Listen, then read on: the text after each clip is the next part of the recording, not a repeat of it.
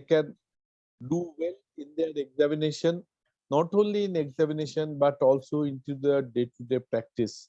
Because renal transplantation, if we don't take interest in it, it is going out of hand of the urologist. Most of the centers, many of the centers, cardiothoracic surgeons are taking over the role of urologists.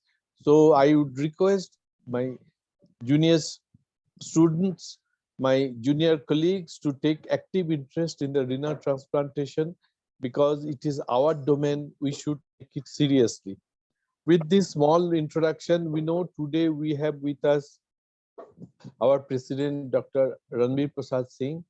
We have Dr. Arvind Panda from Bangalore, though he is son of the soil, and also Dr. Rajesh Tiwari with us.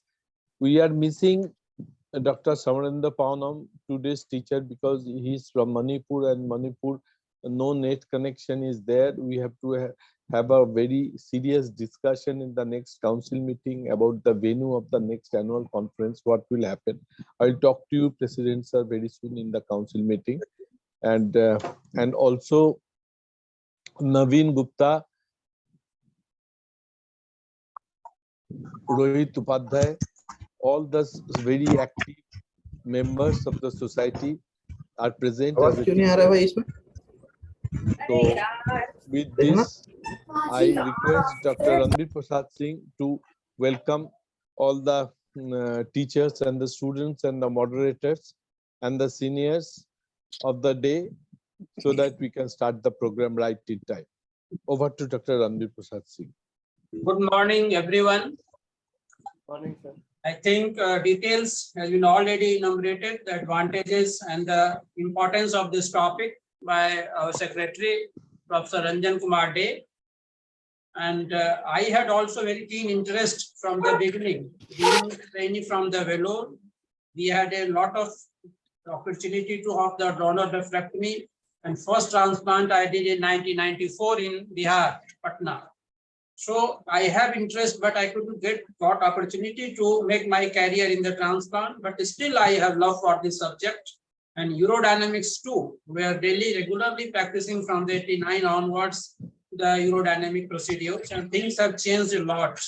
Now the video urodynamic has come the forefront, but still the basic urodynamics are essential for the difficult situations. And I hope that all the qualified persons, the tomorrow's future and the bright star in my mind, they will discuss it and the students will be definitely benefited. Over to moderator.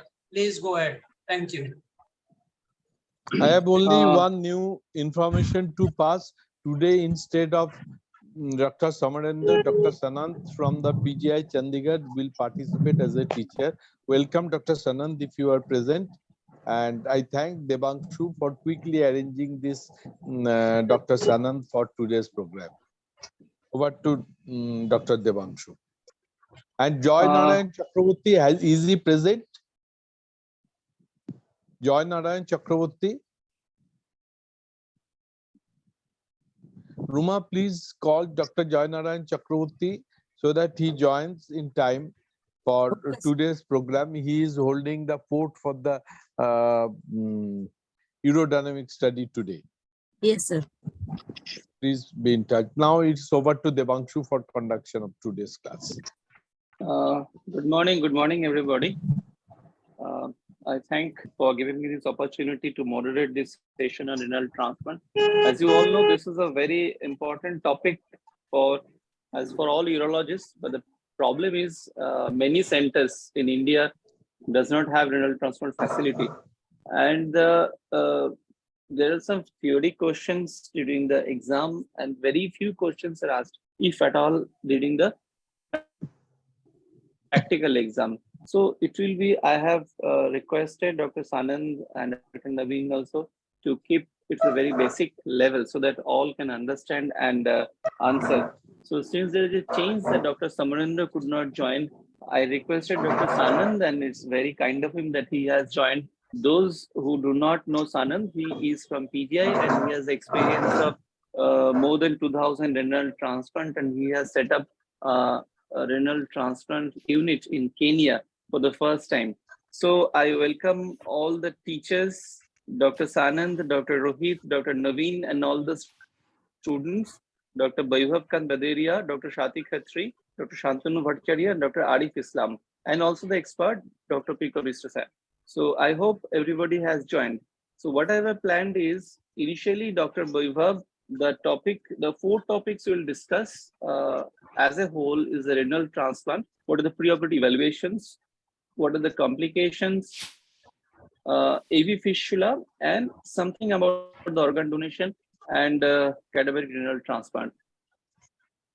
So these are the three topics. First, it will be Dr. Vaibhav Badaria who will give a small presentation, PPT presentation on the renal transplant preoperative evaluations. After that, all the teachers will ask them questions, and I will request the teachers to give their input, because the students will have theoretical knowledge, but they will have practical knowledge. So I'll request them to give their practical knowledge and ask questions on that. So Dr. Vaibhav Kant, you can start. Yes.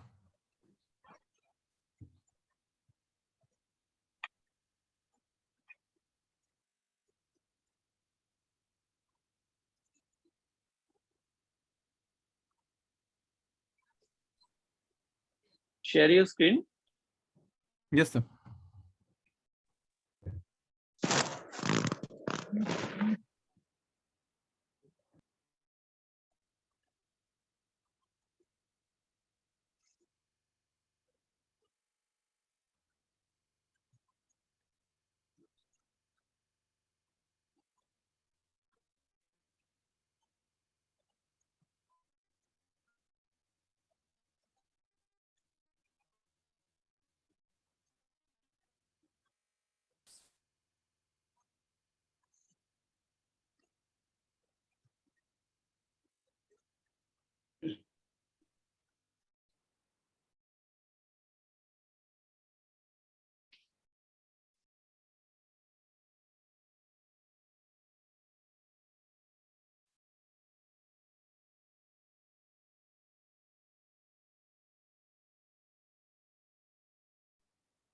Good morning, respected teachers.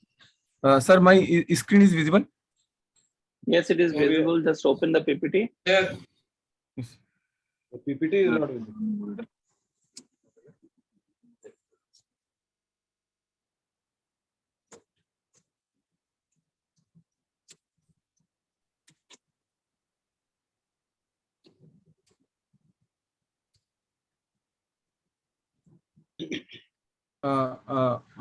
Any My problem? topic is, sir. May I start, sir? Yes. Yeah, start. Sir. Today's topic is pre-operative evaluations in donor and recipient in renal transplant patient. First, the Is the PPT first we will visible to start the everybody? evaluation of donors. No, we cannot see your PPT. No, Share your PPT. we cannot see his PPT. Vaibhav, can you see your PPT? You have to Yes, open your, download your PPT and then open it.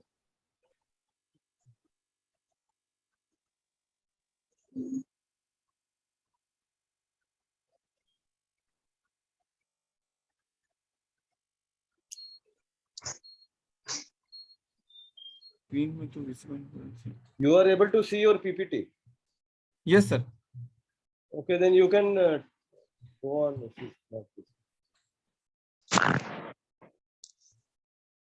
Send it to our office, Dr. Nirmalo or Dr. Nirmalo or Ruma, madam. She will present it behalf of you. Do it urgently. Send it and you can start speaking. We will listen to what you have to say. Yeah, now it is open. Okay. Sir, sir, PPT is visible, sir? Yes, it is visible. Start.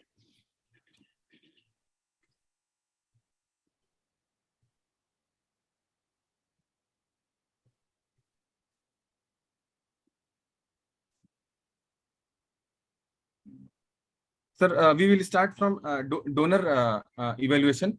Then kidney Please can be make it obtained. full screen. Please make it full screen. Yes. नहीं नहीं, नीचे जाओ, नीचे जाके देखो full screen option है.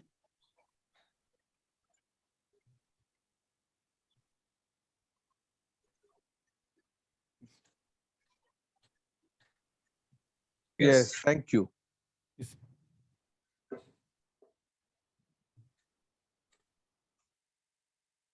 Sir, kidney can be obtained. Sir, we will start first from donor evaluation. Kidney can be obtained from living or the deceased donor. The demand of kidney transplant is continuously increasing. So there is due to the increased burden of end-stage renal disease.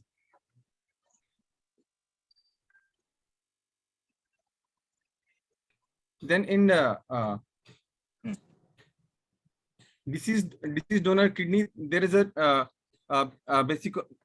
basically it divides in broad three categories. This is first is standard criteria donor, then is extended criteria donor, and donor after cardiac death. Then we will highlight the first in the standard criteria donor. Standard criteria donor are donors which is under age under 50 years of age, which is suffered from a brain death. Ideally, it is cause is traumatic cause, and it has no hypertension. Then clinical criteria for diagnosis of brain death.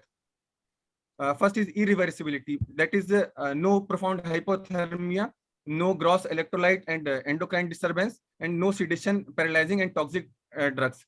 And this type, and in this criteria, there is a no cerebral and the brain stem functions are absent. That is no seizure and posturing, no response to pain in cranial nerve distribution, absent brain stem functions, and apnea in response to acidosis or hypercarbia, and no pupillary and corneal reflex, oculocephalic and vestibular reflex, and no tracheobronchial reflex. Spinal reflex may be present. Then donation.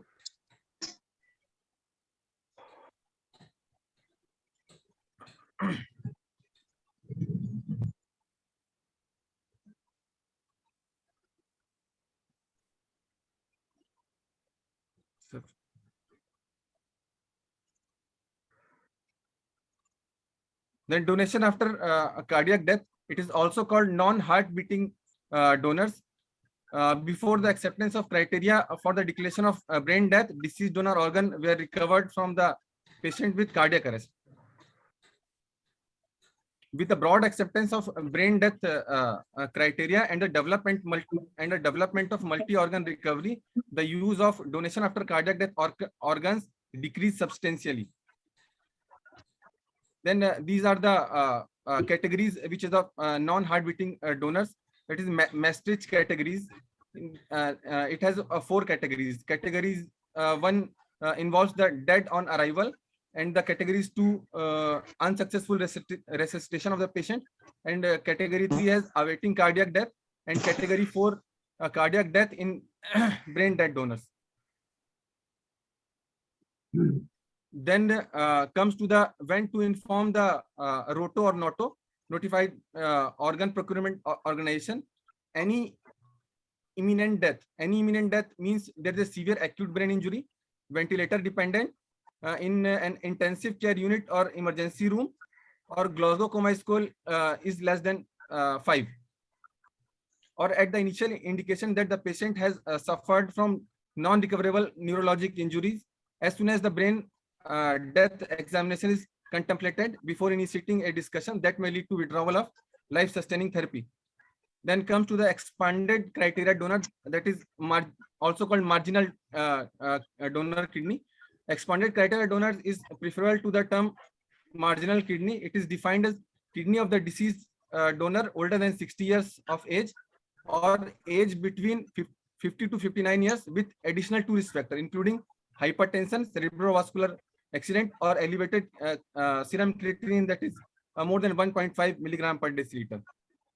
Then comes to the living donor. Living donors are the competent adults possessing decision and making capacity, willing to donate kidney, and free from coercion, medically and psychologically suitable, fully informed of the risk and benefits of donation, fully informed of alternative treatment available to the recipient. Then living donors are age is 18 to 70 years of age, BMI below 35, no cancer and active infection, adequate renal function, and ABO compatibility is also considerable. Then how to evaluate these patients, these prospective donors? First, socioeconomic evaluation, then psychiatric evaluation. After that, medical evaluation. In medical evaluation, there is a renal functions like urine analysis, proteinuria, hematuria, and hereditary disease, nephrolithiasis, and structural abnormality. And in cardiovascular diseases like diabetes, hypertension, arrhythmia, and then infectious, we will evaluate for infectious disease like hepatitis B, hepatitis C, HIV, cytomegalovirus, and comes to the evaluation for malignancy. Then modified risk and according to this risk, and comes to the surgical evaluation. Then in medical evaluation, mandatory initial evaluation is ABO, blood group compatibility, HLA tissue typing, and cross matching against the potential recipient. And donor age. Donor age, the donor age should be 18 to 70 years of age. Some basic laboratory investigation we have to do in these donors, that is blood group, HLA typing, cross matching, urine analysis, 24-hour urine collection for protein and creatinine clearance, glomerular filtration rate, and complete blood count, prothrombin time, and a comprehensive blood metabolic panels, electrolyte, albumin, bilirubin, calcium, phosphorus, viral serology. If the patient is 50 years of age, we will do prostate specific antigen, and if a patient is more than 40 years of age and with 2 or more first degree relatives having prostate cancer, we will do prostate specific antigen. And then human coronary gonadotropin pregnancy test in younger patient, and serum protein electrophoresis. Other tests are electrocardiogram, ECG, chest radiograph, PAP test for women, and mammogram of if a woman is 40 years or older, and renal imaging, CT angiogram, MRI angiogram. Then then contraindications for live donor. First is absolute contraindications. In absolute contraindication, there is a evidence of renal disease, significant renal and urologic abnormalities.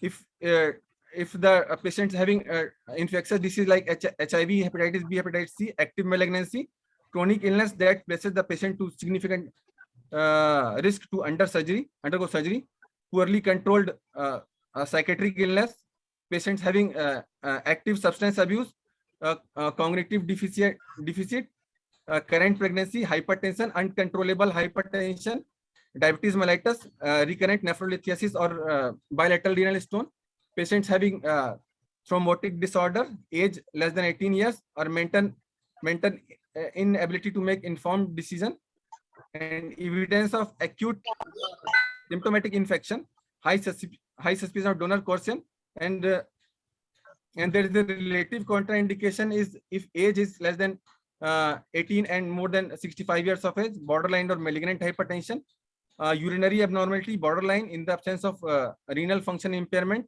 single prior episodes of nephrolithiasis without evidence of secondary risk, obesity, young donor with risk of future development of diabetes mellitus. Then comes to the recipient evaluation. Whenever the patient of CKD 4 or 5 or GFR less than 30 ml per minute should be referred to the transplant program team.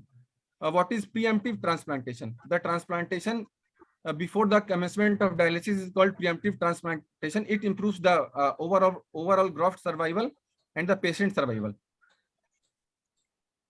There is a two scoring system for the kidney allocation system of deceased donor kidney and transplant candidate classification. There is a two scoring system. One is kidney donor profile index and second is expected post-transplant survival index.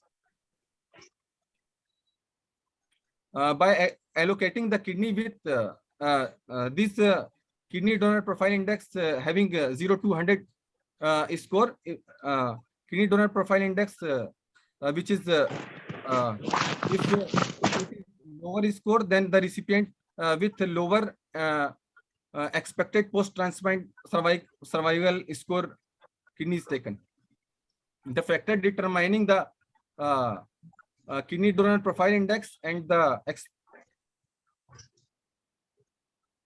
expected post-transplant survival score. There in which there is a 10 substitute, and the expected post-transplant survival, there is a 4 criteria. There is a contraindication of renal transplantation in recipient if there is absolute contraindication and the relative contraindication. Absolute contraindication is active malignant disease, active infection, peripheral vascular disease, severe cardiac or pulmonary disease, active drug, IV drug abuser, or significant psychosocial barriers, and the relative limited life expectancy, history of non-adherence to the medication regimen, history of non-compliance with dialysis, financial barrier, psychiatric issue, renal disease with high recurrence, that is active lupus autoimmune disorder, morbid obesity, and frailty. Then a recommendation for pre-transplant nephrectomy. Symptomatic renal stone which is not cleared by the minimal invasive technique or lithotripsy, and high-grade solid renal tumor with or without acquired renal cystic disease, polycystic kidney disease which is symptomatic, which extend below the iliac crest, infected and have solid tumors, and persistent anti-glomerular basement membrane antibodies, and significant proteinuria which is not controlled with medical nephrectomy or angiomylation, and recurrent pyelonephritis, and grade 4 and 5 vesicular reflux with urinary tract infection. Then this is the basic evaluation in the recipient and donor. This is donor and recipient matching. First, there is a 3 component in this. First, ABO donor and recipient should be ABO compatible, and HLA A, B, and DR matching should be done, and lymphocyte cross match should be done if there is a chance of high risk patient. Then ABO compatibility. The blood group antigen can behave as a strong transplant antigen which is expressed on the renal vascular endothelium. If ABO compatibility may cause early hyperacute rejection, theoretically blood group O donor can be transplanted to the A, B, or ABO recipient. If there is a ABO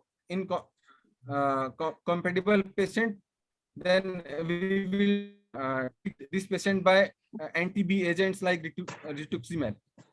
Then HLA matching should be done before the transplantation. With the transplant outcome correlated with the number of HLA mismatch. The HLA A, HLA B, and HLA DR phenotype should be done. The causes of HLA A incompatibility. If HLA A incompatibility occurs, it causes the proliferation and activation of recipient CD4, CD8 T cell, and activation of B cell allo antibodies, and lead to cellular and humoral graft rejection. Then cross matching should be done if the patient is at high risk, like pregnancy, blood transfusion, and previous transplantation. What is cross match? Cross match is detect the preformed allo antibody in the recipient serum directed against the lymphocytes of potential donor. It should be done by complement dependent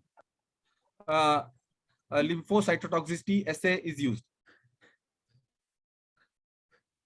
Then T lymphocytes express only HLA class 1 antigen, and B lymphocyte express HLA class 1 and class 2 antigens. If positive T cell cross match, there is a contraindication of transplantation. If positive B cell cross match, it may be due to anti-HLA class 1, class 2 antibodies, immune complex therapy with anti-B cell antigen like rituximab and alemtuzumab, and non-HLA allo antibodies. Then genitourinary disorder. before transplantation, we should treat these disorders.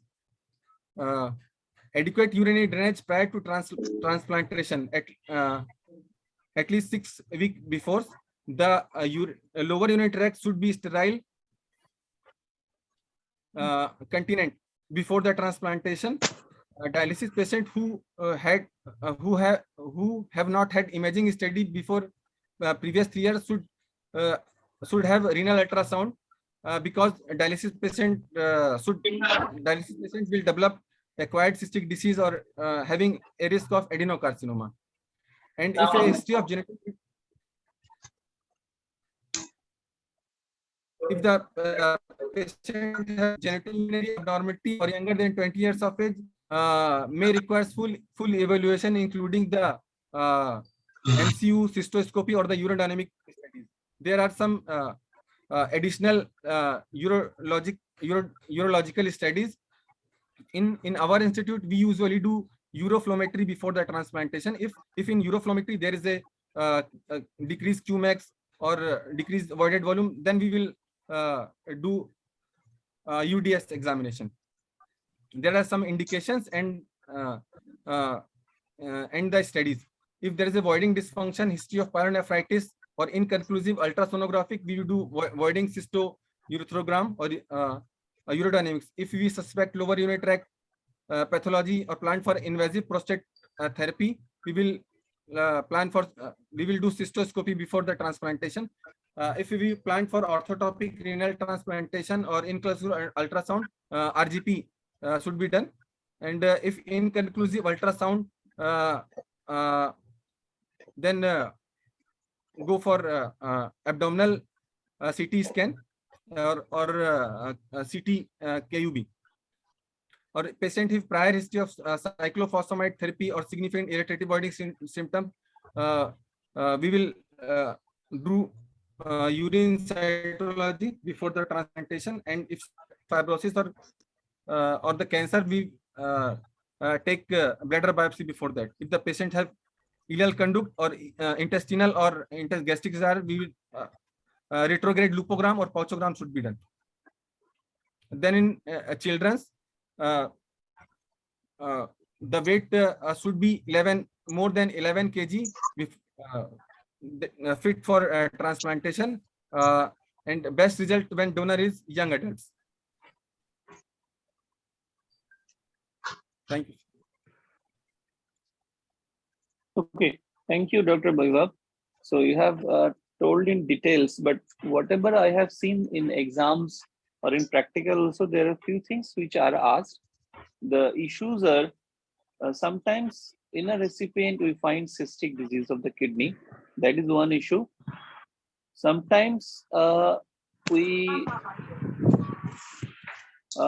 get patients, donor has a small stone in the kidney.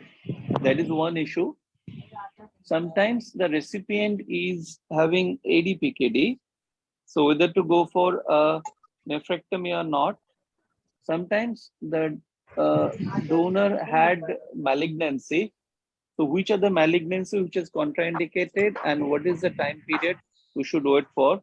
These are the 4 or 5 things we very frequently encounter while preparing a patient for either donation or renal transplantation.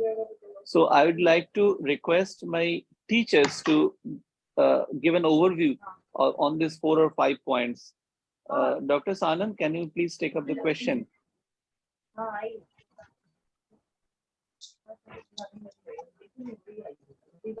Can I add few things? Yeah.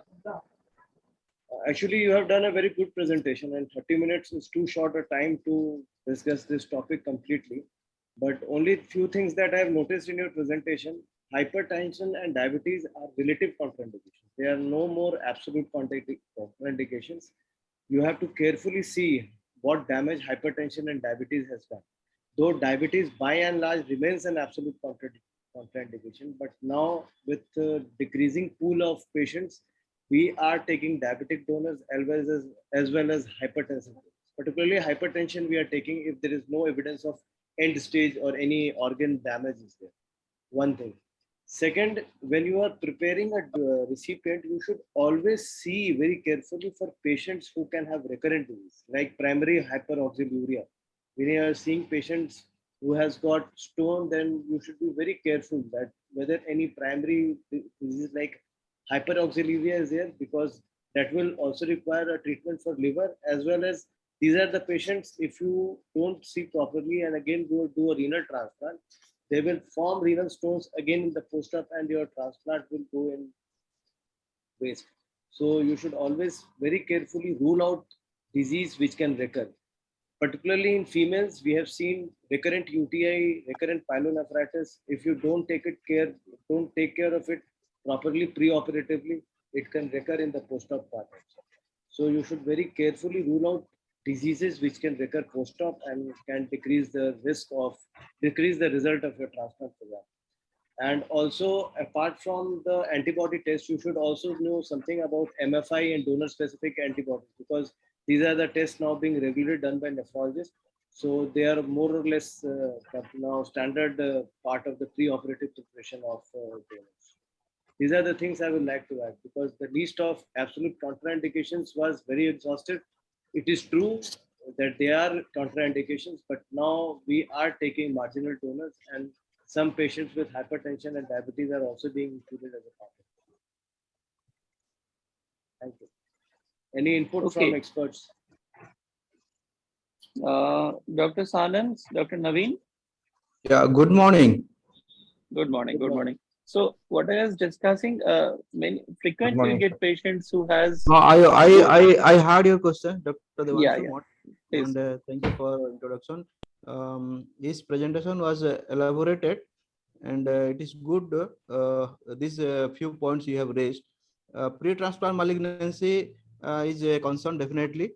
There is a waiting period of around 2 to 5 years. Nowadays, the recent data showing 2 years is good enough for so many of the malignancies. Only disseminated melanoma, and that is the only thing which, and colorectal surgery which is advanced. We have to wait for 5 years. Otherwise, around two years is enough for many. And localized skin cancer is not a contraindication for going ahead with transplant. Like basal cell, it should not be melanoma. Basal cell or squamous cell localized less than 2 centimeters, they can do transplant immediately, and concurrently they can excise the lesion same time, because same anesthesia can be used, and the surgery site is two different places, so they can combine in the same system, they say. Regarding cystic kidney, single cyst, small cyst in the donor less than 3 centimeter we are taking, but it will compromise the total number of nephron, because some of the parenchyma will be already occupied by the cyst. If it is a simple cyst, of course. Regarding ADPKD doesn't have a risk of increasing malignancy in post-transplant. As he mentioned, ARCD, like the acquired cystic disease, especially in people who are on long-term dialysis, they should be screened properly, and they should be followed up every yearly with ultrasound when they are doing the graft kidney and the native kidney of the recipient who has a long-term dialysis or some cystic disease. Annual ultrasound to look for early detection of any malignancy which is developing. And if something is suspected, then they can take it out. Stone disease, yes, Sir has already discussed. A small stone, maybe less than 1 centimeter single stone, that can be faster taken out by RIRS or any endoscopic surgery. And if the other kidney is not involved with the stone, it is unlikely to be involved later on in the donor. So that stone bearing kidney should be preferred for taking for the transplant. And in the recipient, it is not seen to increase the stone formation tendency, because the biochemical milieu is different. Regarding the donor, yes, of course, we have to caution that there is a chance of formation of recurrence of stone in the remaining kidney, but it has been seen that some of the kidney which is unilaterally forming stone has the preponderance of forming the stones, and the other kidney which is uninvolved may not be. Of course, we have to rule out the biochemical analysis, the stone analysis, and that biochemical workup has to be negative. I think we have covered everything. Regarding DSA, yes, donors, almost all the centers nowadays, they are including the appearance of IgG antibody or donor specific antibody in the recipient against the antigen in the against the donor's antigen. Nowadays, there is some new thing is coming up. There are so many papers have come up, and there is something called virtual cross match. So in developed countries like US, the organ procurement network and the SRT are all they are included, including the DSA, which is a latest generation called NGS platform. So that NGS platform is a advanced form of Luminex PCR based assay, where wherein is some of people, you people must have seen the DSA report. So we are getting only one serology, one antibody against one bead of antigen, but in the NGS it is involving three subclass of the same antigen. So what they have done, in order to increase the donor pool in the cadaver, they have they can evaluate the antibody of all the recipients in the waiting list every 3 monthly, and if there is one cadaver donor comes, then they will try to find the best match of the HLA, and if there is some antibody against that particular HLA of the donor is present or not. Accordingly, they can get a virtual cross match, which in the life we are doing routinely after getting the all the workup. So the best possible match for the particular recipient who may be in the different province of the country also, they can transport that organ and then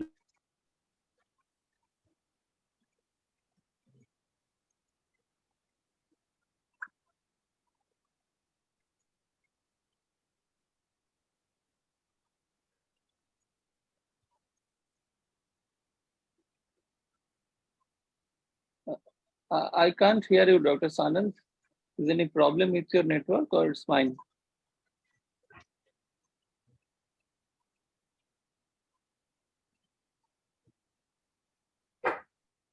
Hello?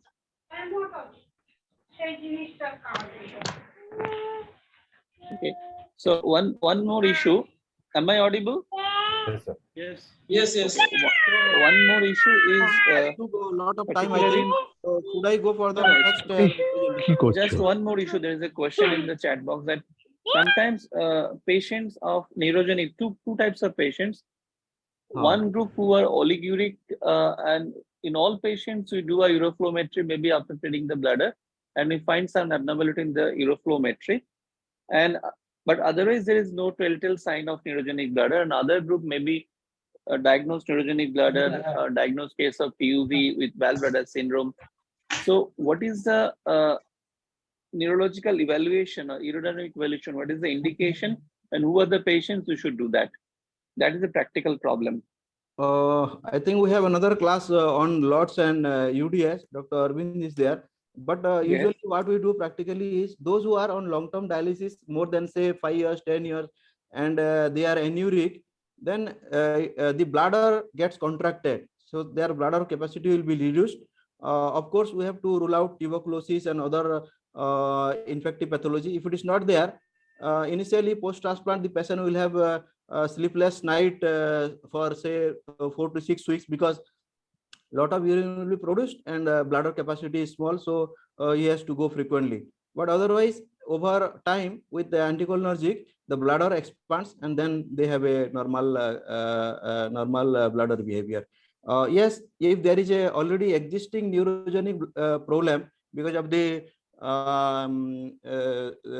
meningomyelocele, spina bifida, if that is the primary cause of the obstructive uropathy, then though some of the things can be corrected, some of the things cannot be corrected. What we suggest is we put a supra PV catheter, or we explain the patient to do frequent CIC, and all other urethral abnormality, those things should be corrected before, except large prostate with retention. We should do the surgery after the transplant. After transplant, RFT becomes normal, their hemoglobin increases, so their operative fitness improves, and complications of the TURP or these things will be minimized with a normal RFT. So that is the thing. Okay. Some of the pediatric I have done around 10-12 cases where they have posterior valve, and many of them have already percutaneous urotostomy and the bladder is small. But same time we do nephrectomy, and some of the patients, they have well developed bladder. Some of them, when they have done urotostomy from the beginning at the 6 month or 1 year age, so bladder is not getting urine, it may not be formed fully. So those people, they may require ileal conduit also. But whatever cases I have done, we could get at least moderate size bladder, and they have improved. Okay. Thank you. Thank you all the teachers.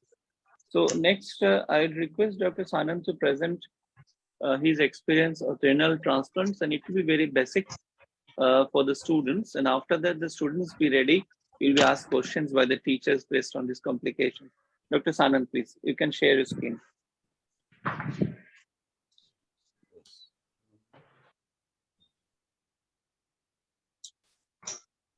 How to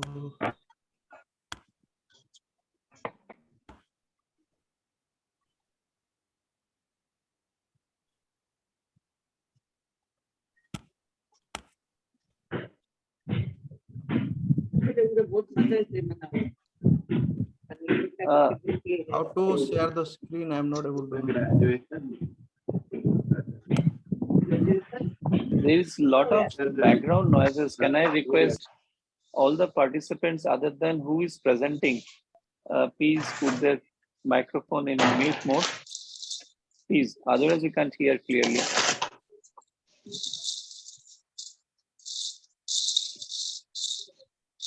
Yes, you are visible. Screen coming, huh? Yeah, screen coming. You can share.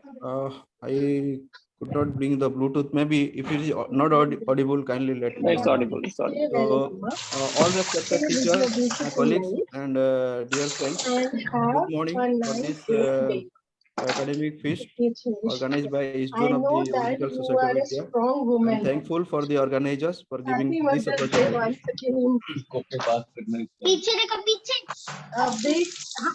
There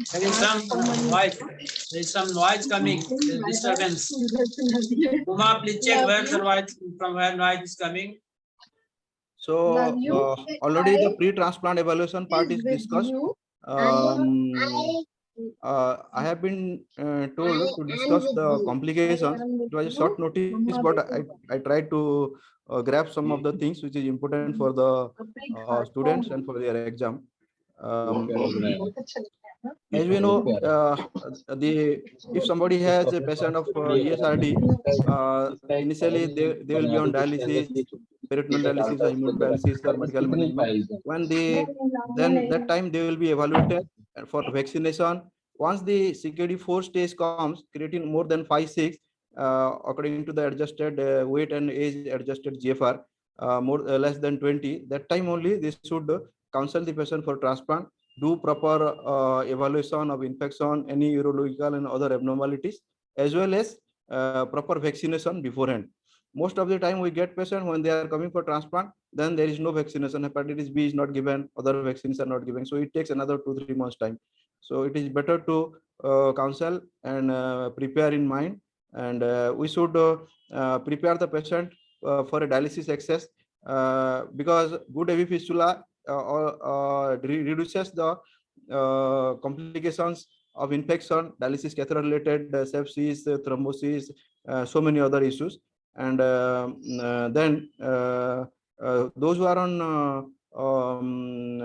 hemodialysis with perm cath, we have seen a lot of supravena cava obstruction, thrombosis, pulmonary thromboembolism, and pulmonary hypertension especially continuous shower going and causing the pulmonary vasculature shrink and pulmonary hypertension that precludes surgical fitness. So it is better to prepare those things beforehand. Live donor evaluation, everything he has told.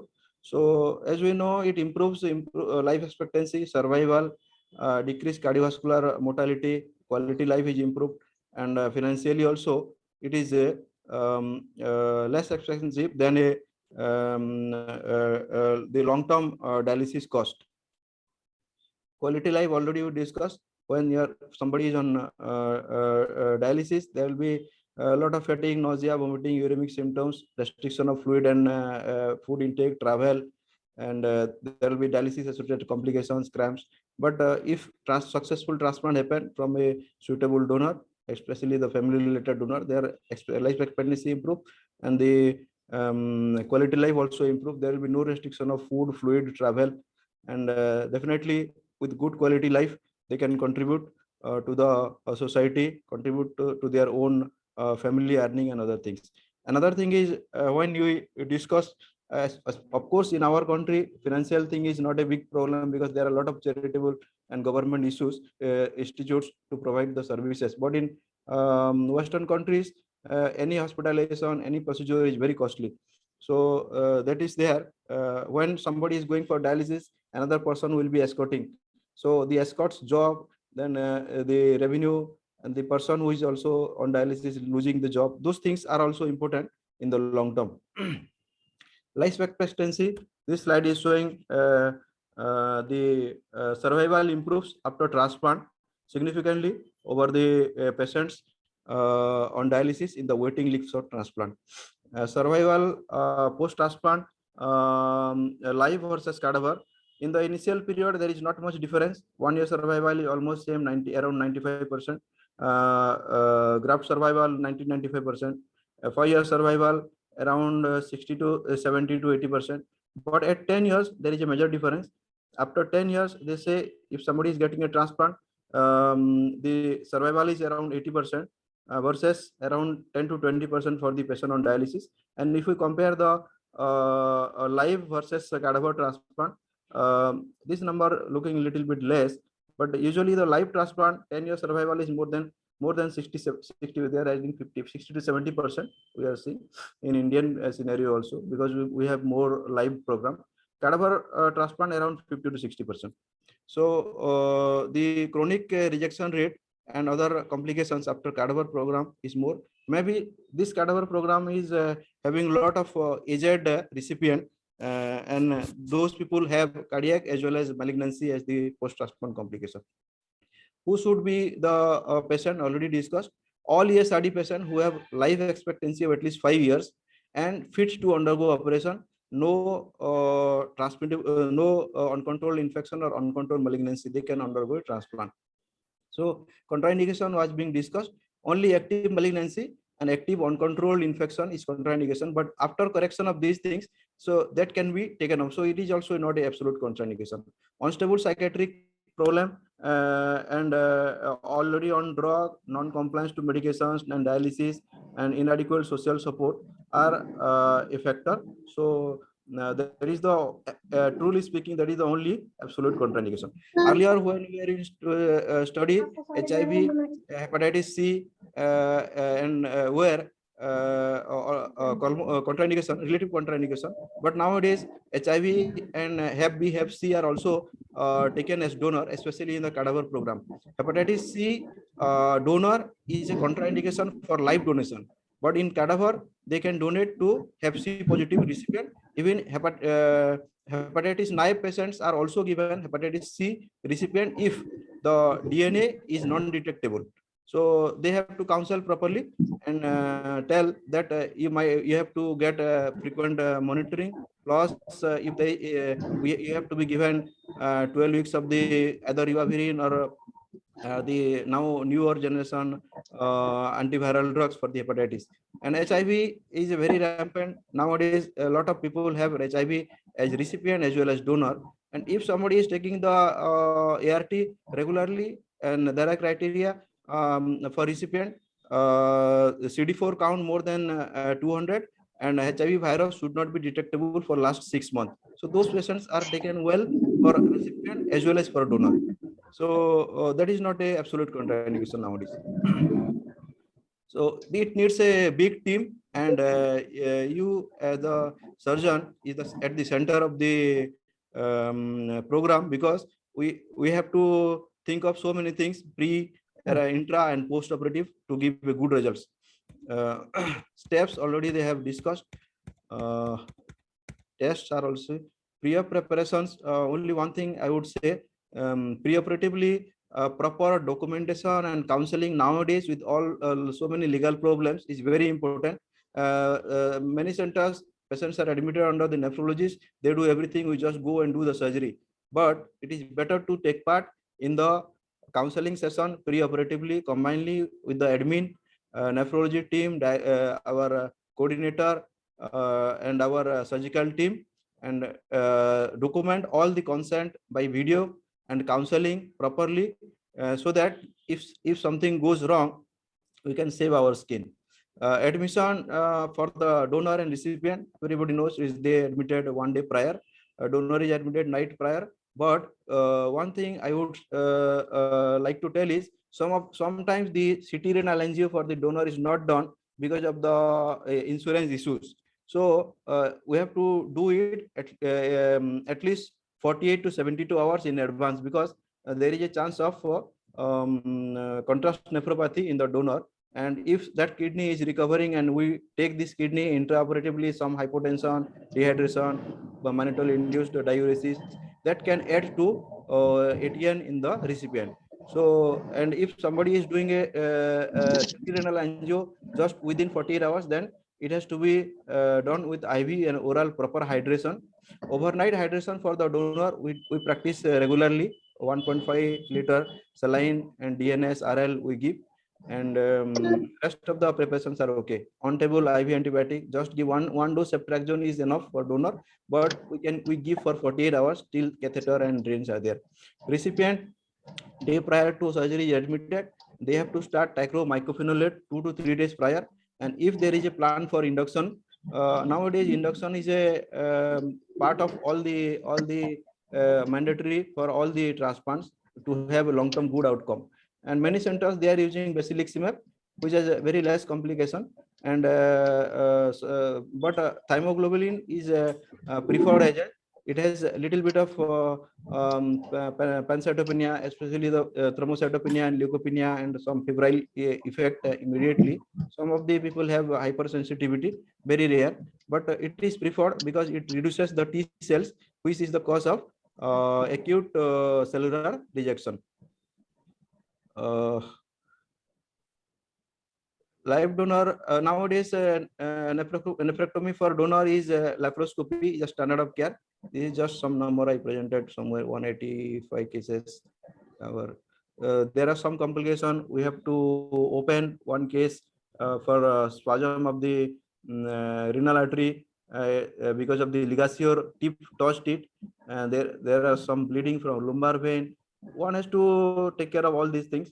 Adrenal ones sometimes very long, and which is adhered to the upper pole of the kidney. If we cut the adrenal, it keeps bleeding, and later on you may have to transfuse blood. Right side also we do laparoscopy, but the practice is we mobilize laparoscopically, and then we do a subcostal incision to take the IVC cuff properly. Lab donor is giving less pain, early ambulation, early recovery, and less scar in the long term. So it is aesthetic. Nowadays, centers are doing single port laparoscopy surgery. This is a picture of just 6 weeks post lab donor. This is a pair of sisters. The donor, after some 14 to 16 hours, is walking to the recipient, and they are jolly. This is the less pain and early ambulation, less complication, then they are happy. In US also, the number of donors, as we see, the laparoscopy hand assisted as well as complete lab donor numbers are more. Recipient, this is a picture, we retrieve the kidney by lab donor. and adequate length of the vessels are there. This is just a picture of anastomosis of the renal vein to the external iliac vein here, and this internal iliac artery, which is joined to the renal artery here. It's very well perfused kidney, well vascularized, pink, turgid, and diuresis stated. You can see the ureter which is dilated. This is just one case. Sometimes we get pictures like this: right side 2 arteries, left side 3 arteries. This is a small child. The mother was donating an approach line. So we had option of whether to go for a right side open and do the double barrel for the artery. But I chosen this one, left side, because I was the main surgeon covering both the side. That is not a absolute thing. So this is controversial basically, but we could manage it very well. Here you can see the upper 2 arteries. We did double barrel, and it is put to the external leg artery here. And this small artery, lower polar accessory more than 2 millimeter, we have to do because it supplies the ureter vascularity. So upper polar small artery less than 1 millimeter, we can ignore it. Maybe some 5% or 10% nephron will go. So this was anastomos to the internal leg artery here. This was another concern, because in pediatric we have to do midline incision. In adult we are doing Gibson's right lower abdominal Gibson incision, and vessel isolation and everything is easier. For pediatrics, the iliac vessels are smaller, so we have to do with the IVC or common iliac vein for the vein, and the artery for the common iliac artery is the source for the renal artery.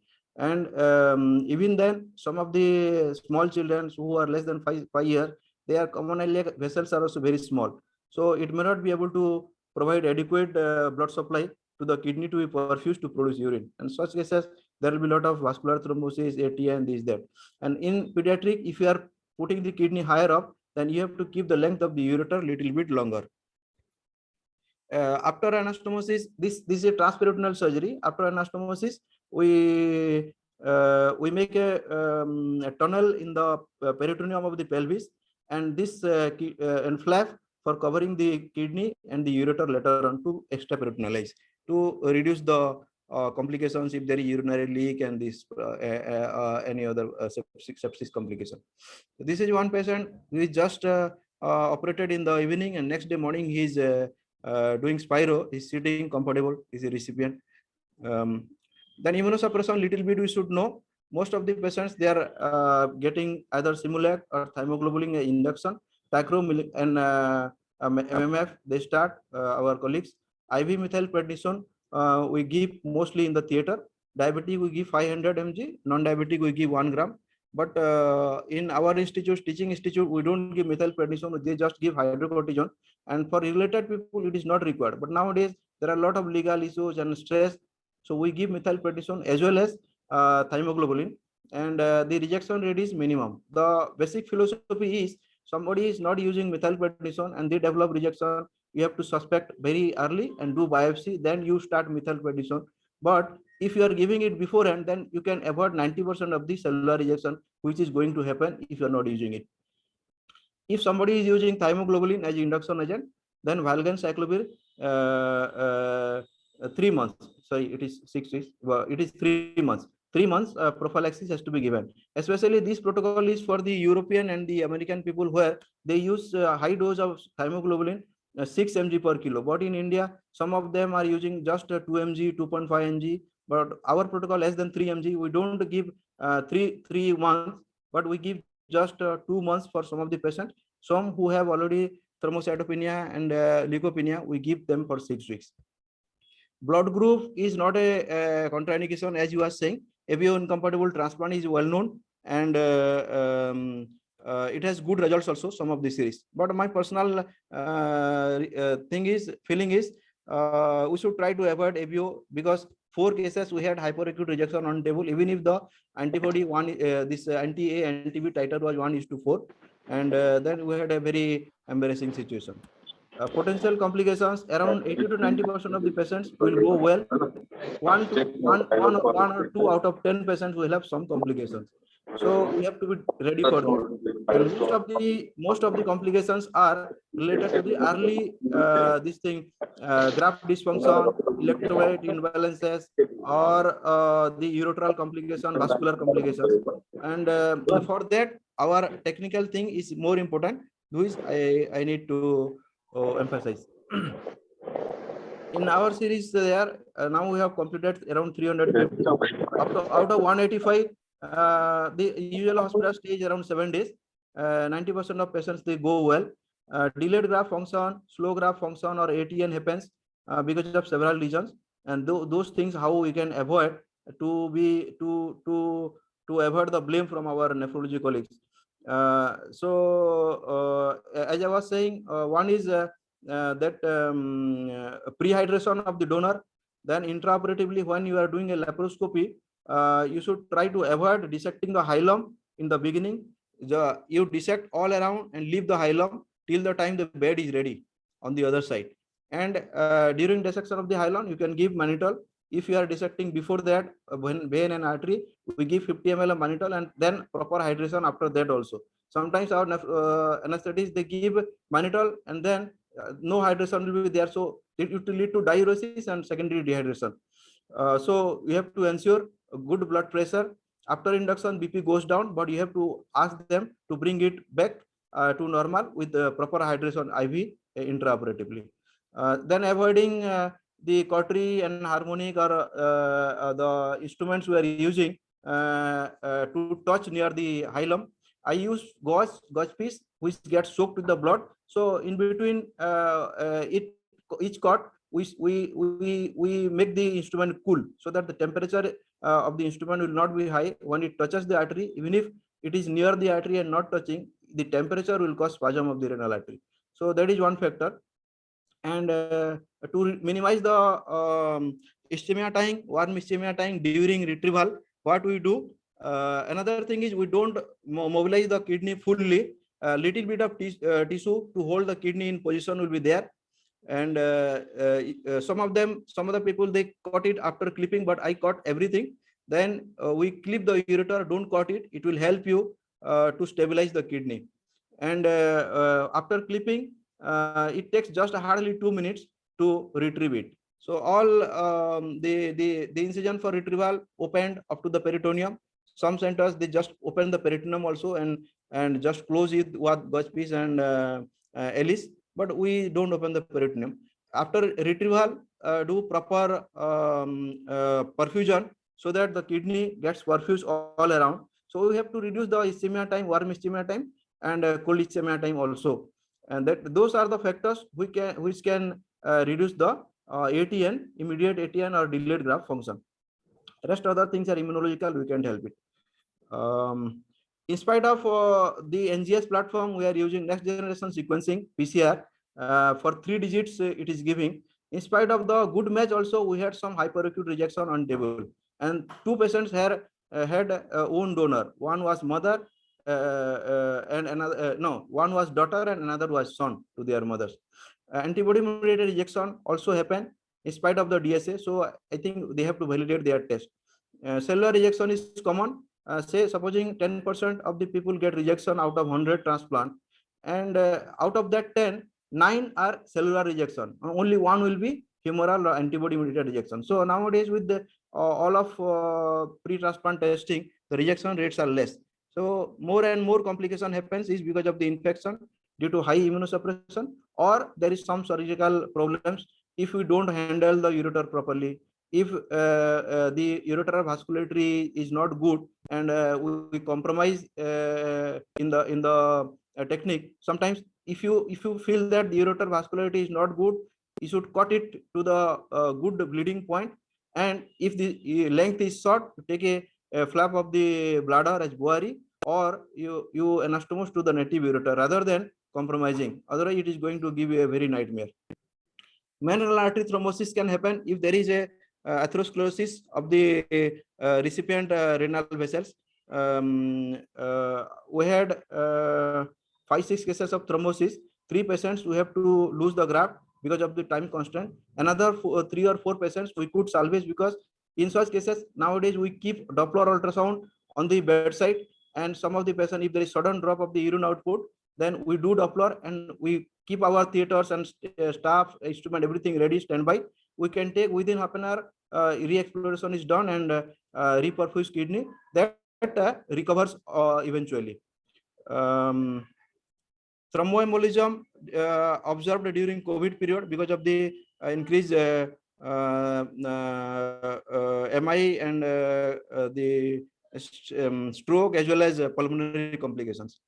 So to our point of interest, surgical complications, immediate bleeding, renal artery vein thrombosis, then some wound complications which may not be so significant if in Indian scenario, but if we have a diabetic and very big obese patient with a big fat abdomen, a wound complication, wound dehiscence can happen. Urinary complications we should know, and we have to differentiate urinary leak from other fluid collection. Medical things our colleagues will deal, but infections we are part of the thing. Rejection, delayed graft function they will do. Only one thing, delayed graft function, or if there is no urine on table, then it gives us stress. The our colleague will be blaming and will be in stress, and patient also will be in stress because there will be hyperkalemia, acidosis, fluid overload. They have given 3 to 4 liter intra. So those things become very stressful in the initial period when in the night they have to do slow efficient dialysis. If during dialysis the hemodynamic instability happens, patient becomes hypotensive, then it can precipitate renal artery vein thrombosis. So we have to be cautious. And some of the time we are able to give low dose Lasix and we can avoid dialysis immediate post-op. Later on it goes into slow graft function. Output of 100 ml per hour, 2-3 liter a day is not enough, not a big problem. Initial first 48 hours, if you are avoiding the hemodynamic instability, then chances of renal artery thrombosis and those things can be avoided. Of late, we have started heparin infusion for the and intraoperatively heparin bolus for all our patients because 7-8 cases we had renal artery thrombosis in the immediate post-op period. It is especially after the COVID. Initially in India, we don't use heparin for the recipient because the flow itself reduces the chances of thrombosis. But we are seeing patients nowadays, so it is better to give heparin and risk the bleeding. We can give blood, FFP, and neutralize with protamine rather than risking the loss of the kidney because of the thrombosis. And if it is not able to explode within half an hour time, then eventually the kidney will go. Some of the surgical complications I would like to discuss, maybe the time constraint.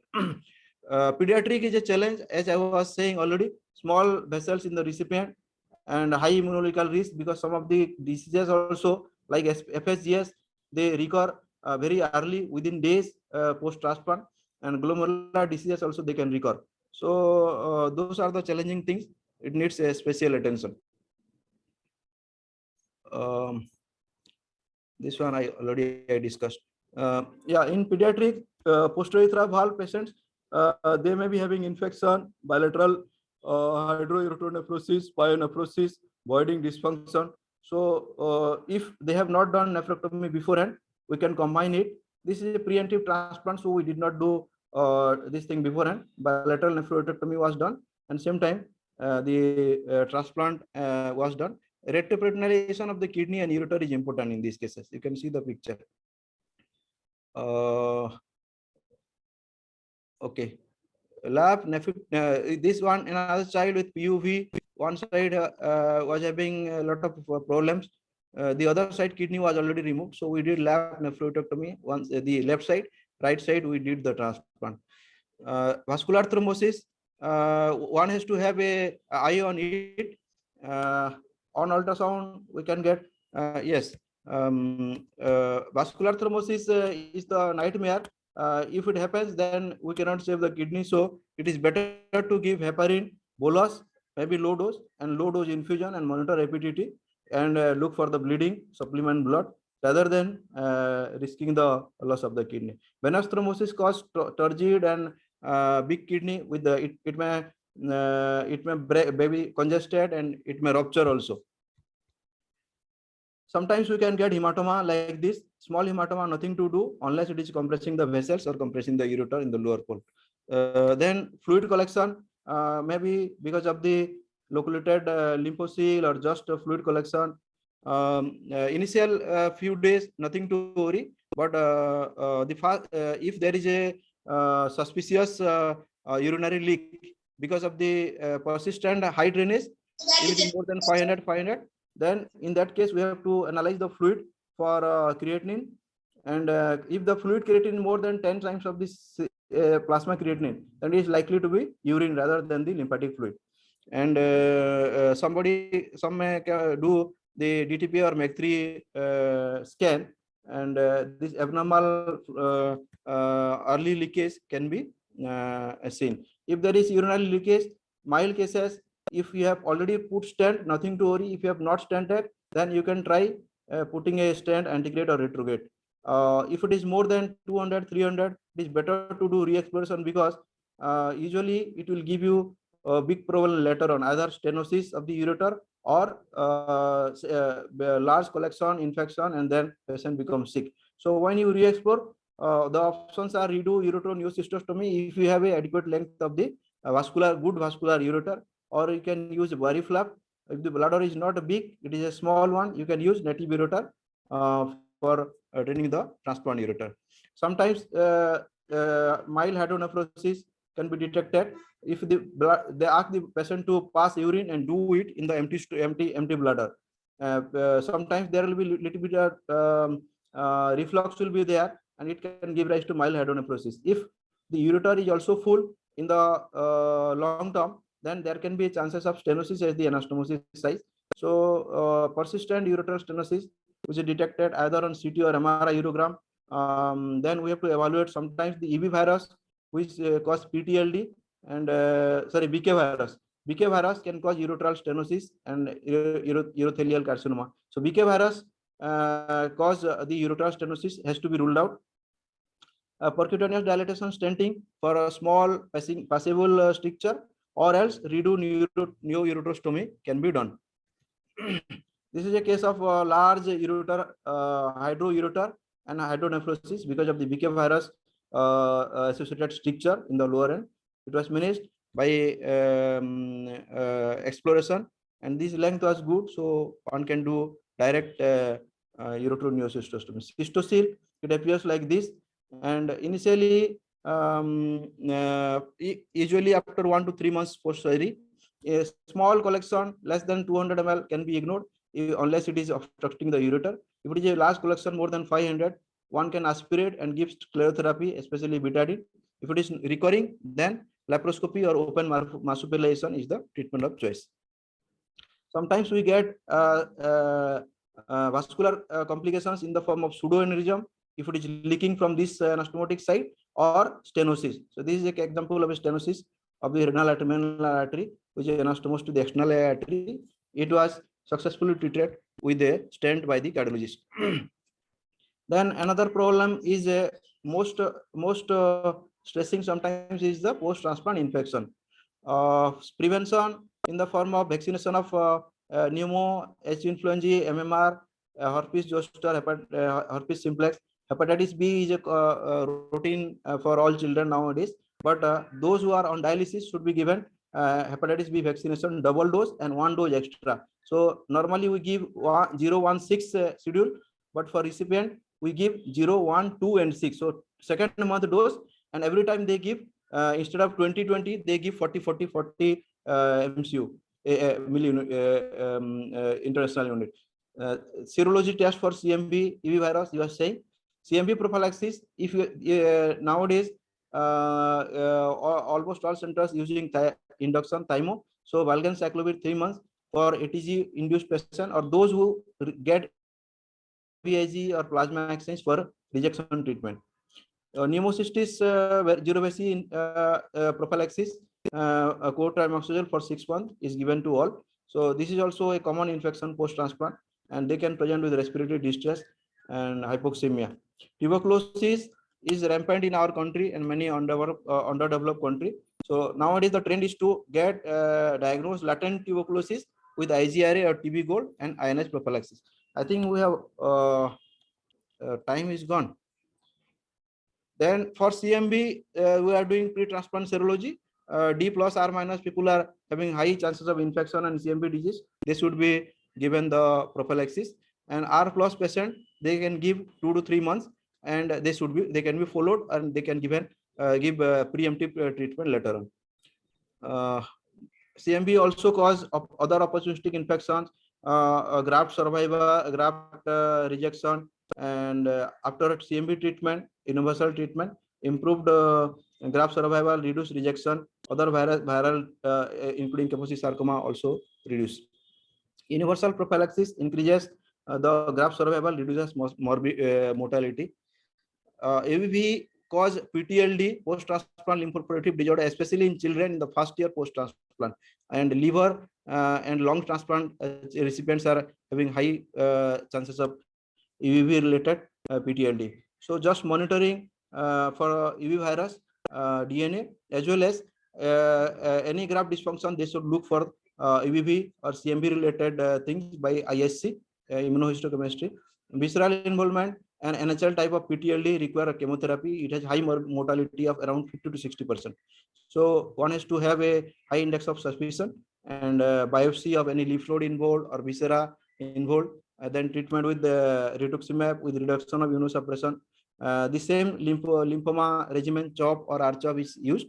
Some of the refractory cases nowadays, immunoglobulin IVIG, IBV specific IVIG, and EBV specific T cell adaptive immunotherapy is available. So I think I have covered a little bit of all aspects. So now I welcome for question and answer. Thank you. Thank you, Dr. Sanand. That was exhaustive. And it was really from someone who is doing the job regularly in a large volume.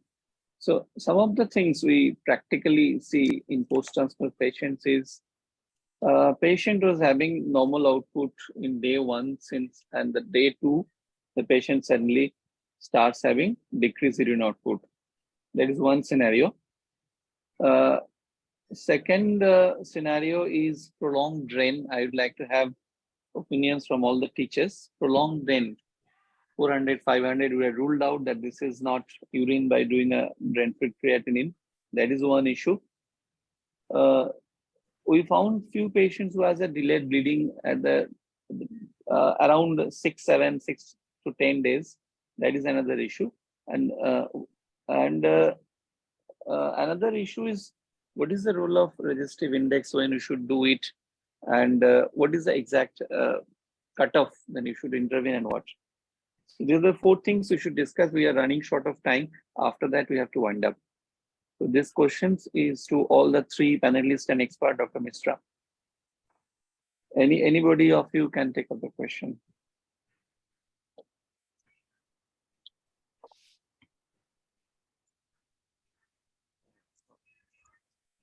Hello. Yeah. Yes, we start with the reduced urine output. First day on table, usually 70 to 80% of patients, because in our country, most of the programs are related donor and live program. So DGF or slow graft function or ATN chances are very less. But sometimes we see, even if double artery, it takes 1.5 to 2 hours. Some patients, they have a very good output, diuresis out 500, 700, even 1 liter, and hourly. But sometimes with some single artery also, some patients, they without any obvious reason, they go into slow graft function or no output immediately. But many of the patients, they pick up later. What we have observed in such cases is the volume of fluid they are giving intra-op. Most of the time they say we have already given 2 liters, 2.5 liters, but the actual fluid calculation in the recipient goes like insensible loss, which is 6 ml to 10 ml per kg per hour, depending on the length of the incision. Then patient on ventilator, and it will add to another 600 ml to 1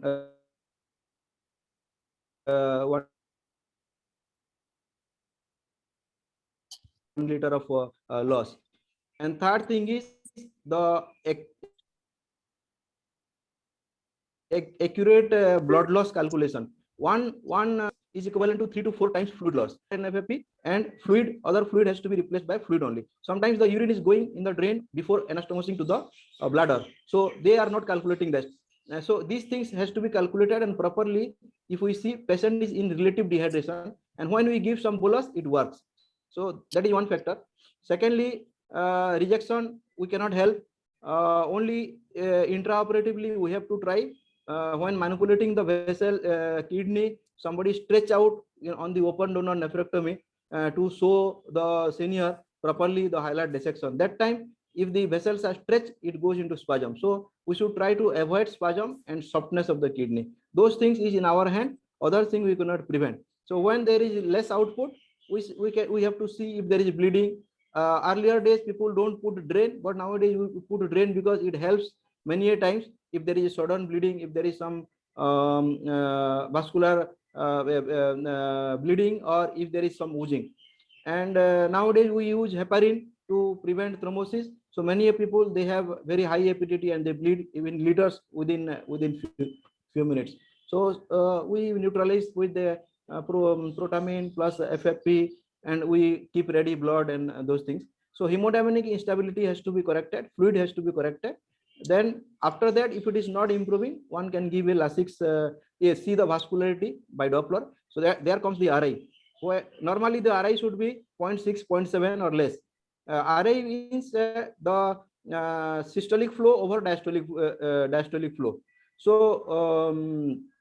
if there is no diastolic flow, then it will be RI will be around 1. Maximum is 1 resistive index. So if there is intraanal vasospasm, especially sometimes because of early ATN or early rejection, or we have seen in high tacrolimus level also, it is a vasoconstriction. And some cases to increase the blood flow or increase the blood pressure, people are using high dose of NORAD. So only after correction of the volume by blood FFP, or giving a colloid, then only we should try to use NORAD. So those are the factors. If we avoid those things, and if everything okay, vascularity is okay, nothing to worry, ATN will recover. Maybe after 2 to 3 days they will do biopsy, or if it is worsening, then they can do biopsy and detect cellular rejection and treat accordingly.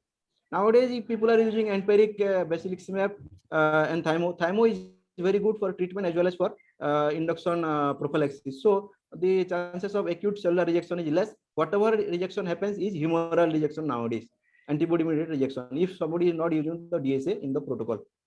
Regarding the drainage, anyone wants to answer the drainage? Drainage means regarding the lymphocyl part. Yeah, the patient is having prolonged drainage initially. So You have to basically see only two things, whether it is a urine or a lymph. Generally, what I think I gather is that you are talking about the lymphatic part. Yeah, you have ruled out the urine leakage by doing a creatinine. Urine there is a creatinine prolonged- is negative, Yes. and just drainage is there. So some people, if the lymphatic is leaking, it can drain sometimes. We are not worried. What we do, if it is more than 5-6 days, we just pull 1 or 2 inches, and after 2 weeks is still persisting, then I just give betadine, and after 2-3 days it reduces. So it is out of the book knowledge, but it is helping some of the patients. I think in but it is 2017, sir. there was a paper in AU where they have used 0.2% betadine for 5 days, which has shown that it helps in reducing the lymphatic output. Yeah. Yes, many centers does that diluted betadine. And Only so one concern with betadine, it can also cause vasoconstriction. So you should be very careful. You should use a very dilute betadine. And it is can painful cause also. a lot of fibrosis. And it is painful. Yes. Also. So you should be very careful. So we have already crossed our time. So sorry that we cannot discuss the AV fistula part or this is donation part. So any comments from the teachers or the expert, Dr. Misra? Then we'll end this session. Comments from the teachers or Dr. Ranjan De or President, any comment on this session?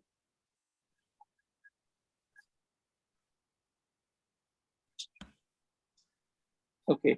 So Discussion if there was is excellent. Discussion No. was excellent. Only the most of the theoretical parts were covered.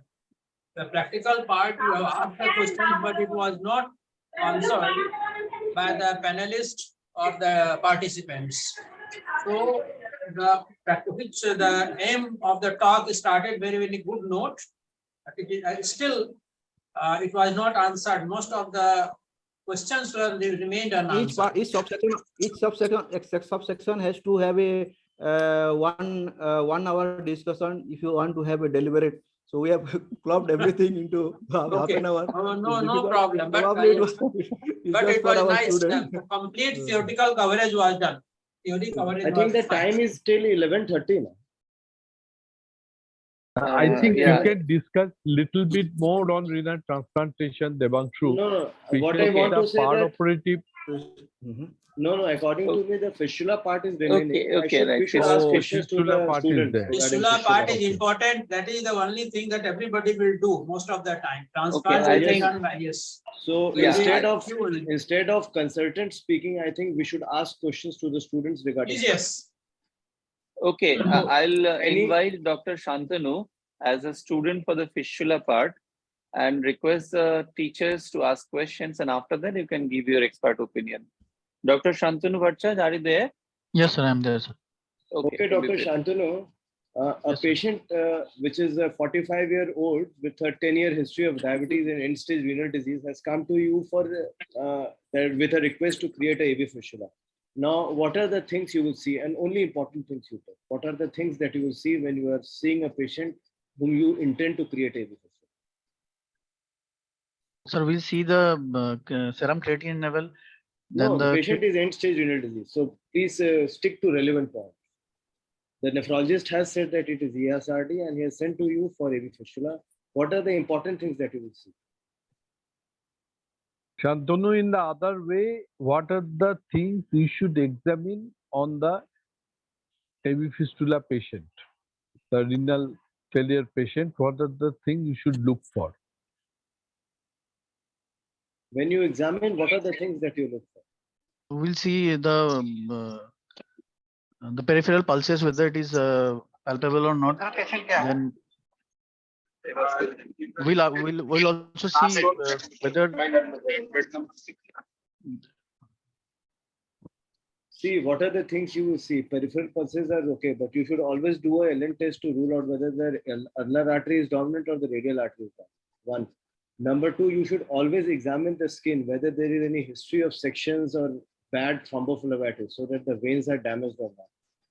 And then if the veins are damaged, then you should always see whether you can feel the thrombosed part or you can see the entire vein, supple vein. And if still you are not sure, then you should always accompany the patient to the Doppler room, talk to your radiologist friend and examine it very carefully, whether you are seeing an entire stretch of vein which can carry the blood or not. You should always see the peak systolic velocity of the radial artery, whether it is more 70 ml per second, so that the fistula runs well and adequate dialysis can be done. So these are the things you should see, and whether edematous skin is there or not.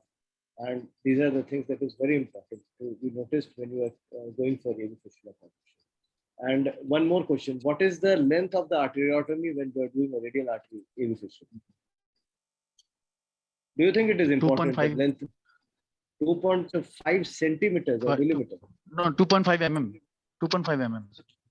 So the teachers will agree here that it is 2.5 mm for a radial artery fistula. It should be at least 1 centimeter when you are doing a radial artery. For brachial artery, it should be less than 1 centimeter. 6 mm is enough for brachial artery. What goes wrong if you put a long 1 centimeter fistula in the brachial artery? What are the complications? Complications of, sir? If you are doing a brachiocephalic fistula and the arteriotomy is more than 1 centimeter, then what are the complications that you can probably face in the post-op period? These are things you should be prepared, because these things will be answered. What the ischemia, what is brachial steel phenomena, you should go and read what is steel phenomena, how it is treated. So these are the important things that you should answer. And what are the alternatives if all the fistula has failed? If all bore for brachiocephalic, radiocephalic has failed, then what else you can do for making a fistula? These are theoretical questions. These will be asked in exams. Percutaneous AV fistula creation done nowadays by intervention radiology team also. Yeah, that is one option. Second, if radiocephalic fistula is failed, brachiocephalic fistula is failed, then you can go for brachiobasilic Palm. fistula. Brachiobasilic vein fistula. Palm fistula, they don't. You should give answers which are really practical and which are being done, not very theoretical. Can use brachiobasilic with transposition of the vein, because basilic vein is mostly deep, and if it is also used, then they can use vascular graft for the from the brachial artery to the axillary vein. Even femoral vascular graft people are using So you nowadays. should read about all those exotic fistulas. Those things they have to read actually. For the SR is Dr. Upadhyay is saying, if the brachial, the cephalic vein in the cubital fossa is a good caliber, then 3 to 4 mm arteriotomy is good enough, less than 6 mm as he said, because in addition to the still phenomenon distally and gangrene of the fingers, which is a risk complication, there will be very high preload in the heart. All the blood will be shunted. So many people, they have a this thing heart failure because of this high preload, high shunting of the blood. So those are the things, and they come up with the 2-3 things which I would like to add is some of the people already on right side jugular catheter, and around 50% of those people who have stenosis of the jugular vein, and we are doing a brachiocephalic AVF because this vein is okay now. But if it is proximally blocked, then they have a very big problems of the lower limb edema, and then there will be skin necrosis. So those things require jugular vein dilatation and stenting, which is that is the only thing to correct the problem, and the venous hypertension in the right upper limb. Nowadays we just see little bit of the cubital fossa vein is good, but if somebody has already pricked proximally, or some of the cases there is some thrombophlebitis because of some other region, then the fistula will fail. So as Dr. Upadhyay was saying, in addition to the good palpability of the vein, the entire length at least 25 centimeter of black, and it has to have a drainage to other channel, other tributary. If that is not there, then obviously the fistula is going to fail. So those things they have to examine before putting the patient on theater and selecting the which side they want to take. Another thing which I do routinely is before dividing the artery, I just give a nick in the vein. After mobilizing, little bit of incision you do and mobilize the vein and put a feeding tube. If the feeding tube 7 number is going entirely 25 centimeter, good length, good easily with the flow, then the vein is good caliber and there is no stenosis proximally, and it should be draining to the one of the cubital veins. Otherwise, if there is a narrowing upstream and you have taken that vein, it is going to fail. Initially, maybe flow is there, and next day or within 2-3 days, it will fail. Okay, any more students are there? Dr. Swati and Dr. Arif is there. Are they there? Present? Yes, sir. Good morning, sir. So you're Dr. Arif, as far as I gather. Are you Dr. Arif? Yes, sir. So the question to you is, what are the complications of AV fistula?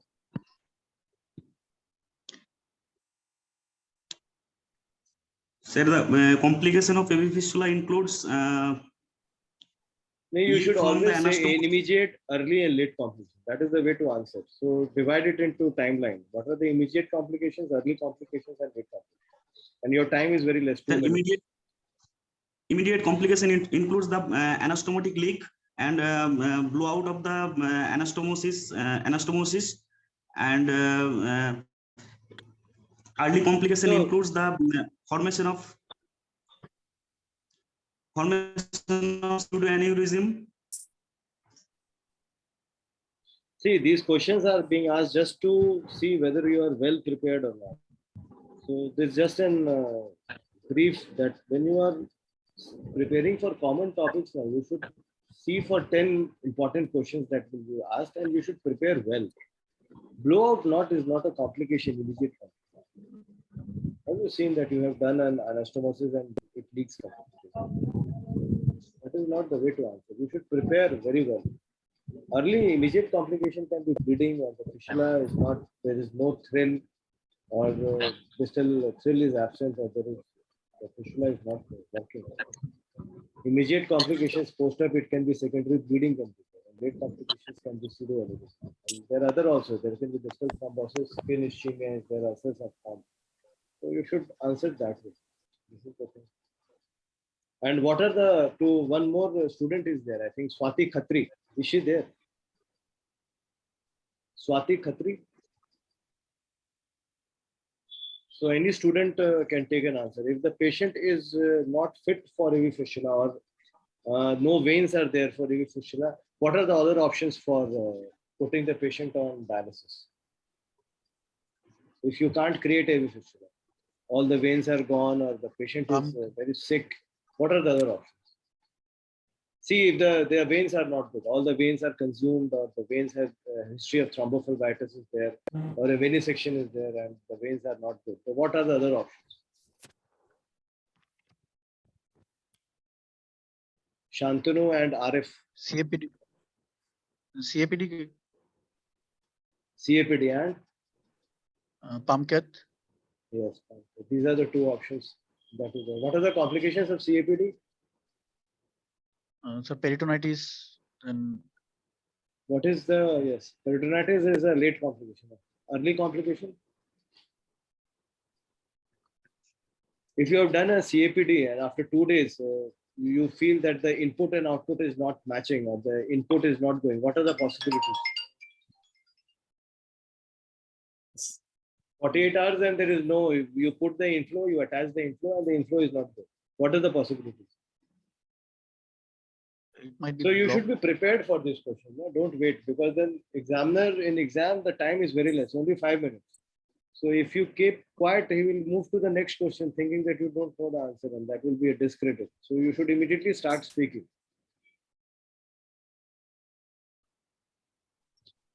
So what I feel is most of the centers are not doing transplant, and so whatever knowledge they are having is a theoretical knowledge. But what I can gather is the students are not prepared. You should have come Yes, to a seminar after reading, because you don't have first-hand experience. Many students don't have first-hand experience of transplant.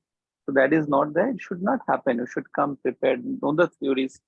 And that was the main reason I invited the experts for this, because I know without practical experience, it's very difficult to answer, but you should know the theories. At least what are the complications? How to prepare a patient? What are the complications of fistula, type of fistula? You should know. These are basic questions that will be asked. Yeah, these are basic questions, very basic questions. And one basic thing is, as a urology resident, whenever a patient comes to your ward is a CKD or going to be CKD, you tell the patient, do not allow any prick on the non-dominant hand. That is very basic. So all these complications of not getting a suitable vein in the future for AV fistula will not be there. Okay, so no prick on the non-dominant hand. Okay. Dr. Rohit, any questions on fistula? Not, I think the time is over now. There are questions. I think even the complications of renal transplants was not asked discussed with the students in form of question and answers. That would have been better, because I think the students were not that involved. But anyway, I think the time is over. The reason that you can ask 1 or 2 questions. Yes. Otherwise. Yes, the reason is complications they cannot answer unless they see the complications. It's very difficult. In exam, you have to be prepared for at least the basic. You can't just stay 1 or 2 complications. You can't say that I'm not exposed to renal transplant. Okay, just 3-4 minutes on disease donation. Dr. Khatri is not there, so I'll ask Dr. Shantanu. So can you tell me the ischemia, permissible ischemia time for different organs? Dr. Shantanu, this is an exam question.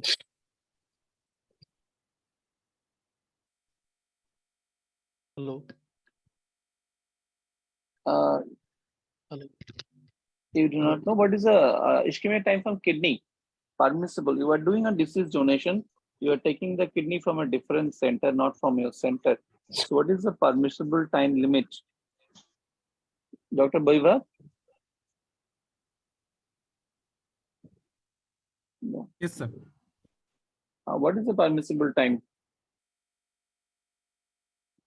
Sir, we can take kidney as early as possible from That is fine, but how Maximum delayed? maximum time. How long? 4 hours, 6 hours, 24 hours, 48 hours. Sir, 42 hours. for kidney maximum is 18 hours. 18 hours. No, it's not 18 hours. Okay, ideally it's 24 hours. You can stretch it to 48 hours, but ideally it's 24 hours. For other organs, for heart, for lung, for intestine, you know. So for heart, it is 4 to 6 hours. It's 4 hours, okay. So for heart, it is 4 to 6 hours. And for liver and pancreas is around 10 to 12 hours. Maximum, ideally 8 hours. Okay. Okay. So, Dr. Rohit, any questions on disease donation? No, nothing. Acha, any student, can you tell me the procedure, how the patient is just in very short time? When the patient, when you get a call from the ICU or the ICU people inform that the patient is brain dead, what is the procedure that is followed in the hospital? Because this is very important. You should know what is the procedure. Not about the technique, but at least the procedure.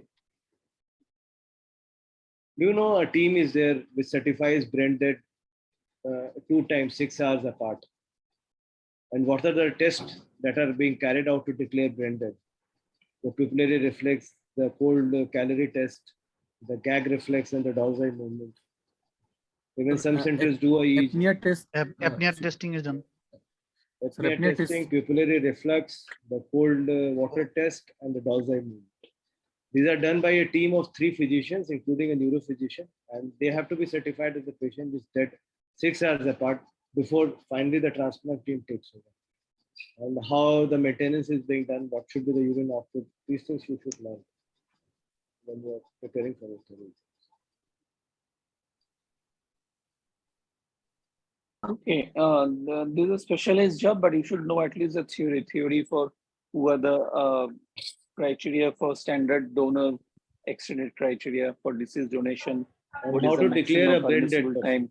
Yes, and how to declare a brain dead. Yes, what is the brain death criteria? criteria is a very important question at any level. They are asked in Even the theory part. Yeah, So you should memorize all the tests, the logical test, apnea test, the acidosis test, all the findings you should memorize, and then, because this is a theory question. I think we have crossed the limit. Okay, we have crossed the limit. So I thank all the teachers. I thank Dr. Mishra is here. We'd like to hear from you, sir. Dr. Mishra? I think he's not. Okay, I thank all the teachers and students, but for the students, I should say, whenever you are coming for a seminar or online class like this, you should come prepared. Okay, whatever is the situation, you should come prepared and boldly answer. Okay, thank you. Thank you. I request the next team for the next session to come over and take the stage. Thank you. Thank you, everybody. Thank you very much, Dr. Devanshu, for nicely organized, but only from this class we get the glimpse how we urologists are neglecting renal transplantation.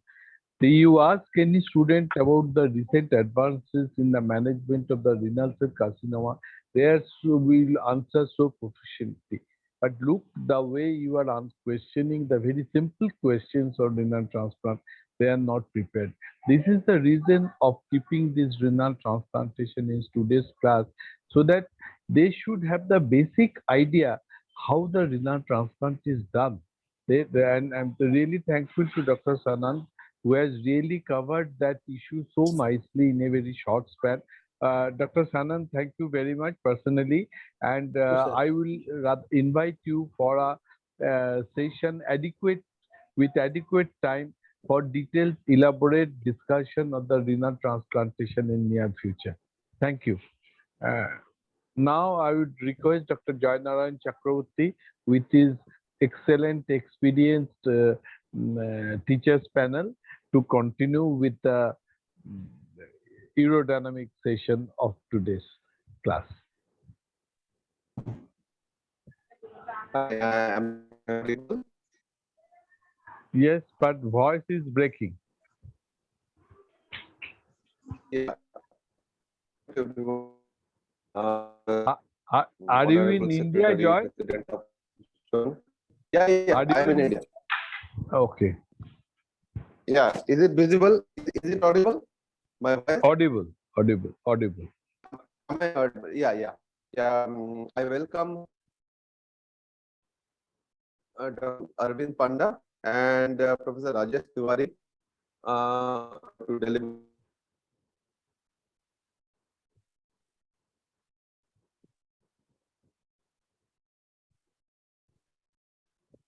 Please change the screen of Sadanand bag.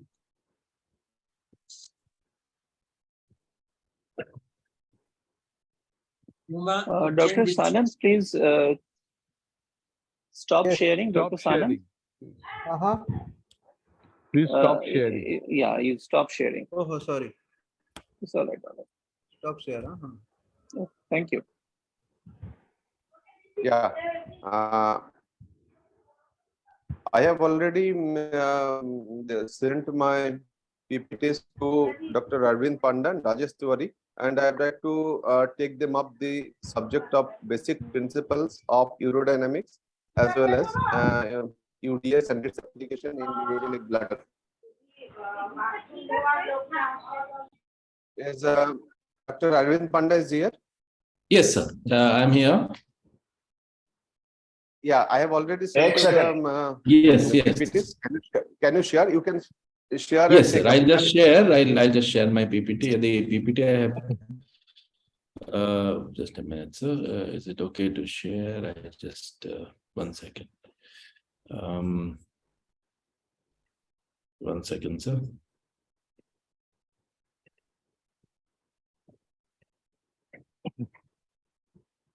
Right. Just give me a second.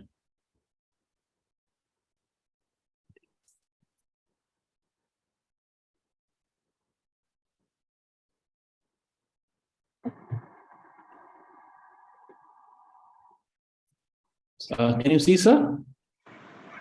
Hello? No, it's not. I have shared It's screen. not visible.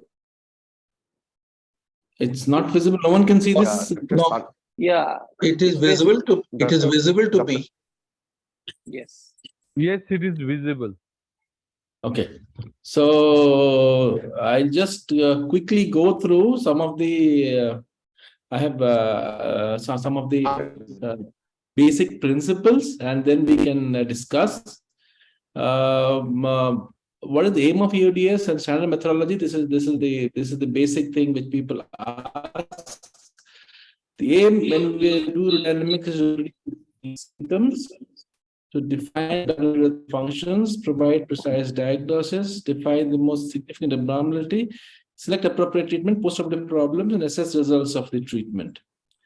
And would you be? I mean, will you have these? Will you be asking anything, or should I continue with a formal presentation? So okay. So the equipment.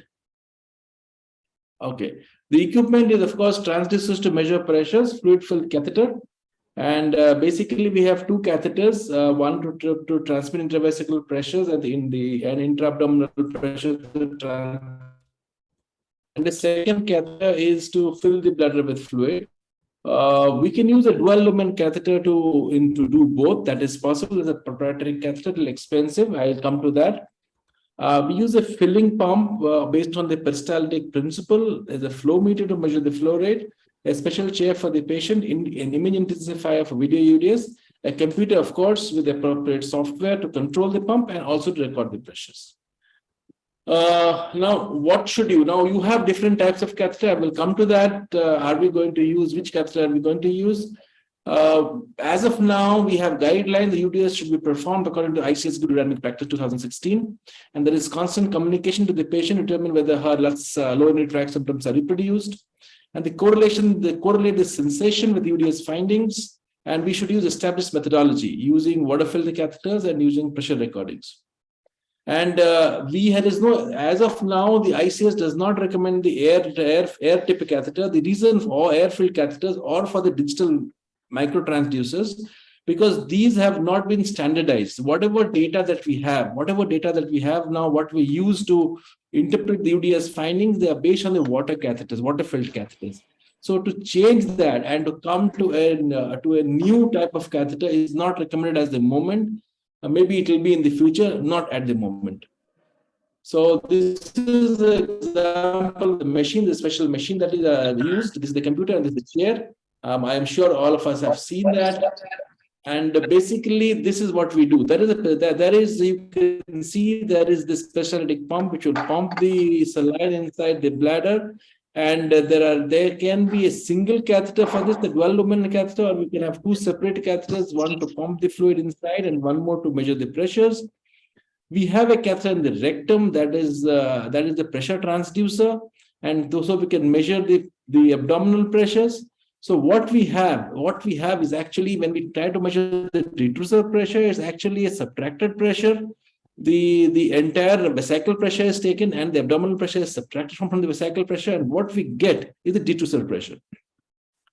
So the UDS suite ideally should have the chair, the UDS machine, and if you're going to do video dynamics, a fluoroscopy machine which is integrated into it.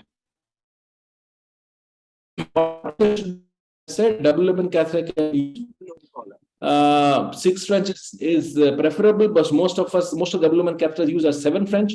We can use 2 single lumen catheters. If we are using, ideally try to remove the filling catheter during voiding. The rectal balloon catheter, don't overfill the catheter. This is very important. Don't overfill it. 10 to 20% of the unstressed volumes was recommended. Certainly don't put too much water. If we are making a rectal catheter from a glove, then it's very important that we use a 26G needle and we make a very small hole at the tip to remove the air and also prevent overfilling. So this is the example of the dual lumen catheters. If you're using infant feeding tube, we can have 2 infant feeding tubes and can make a whole catheter. If you are reusing catheters, it may be a good idea to actually make your catheter and not reuse, because I have seen in multiple cases where infection has occurred after urodynamics, particularly in people who are in sort of chronic retention and with high PVR. Rectal catheters, again, single or dual lumen can be used to save the cost. You can make your own. With the dual lumen catheter, it's easy to remove the air. You can, as you push the water, the air comes out automatically. In a single lumen, not so easy. As I've said, you can make your own catheters, not too difficult.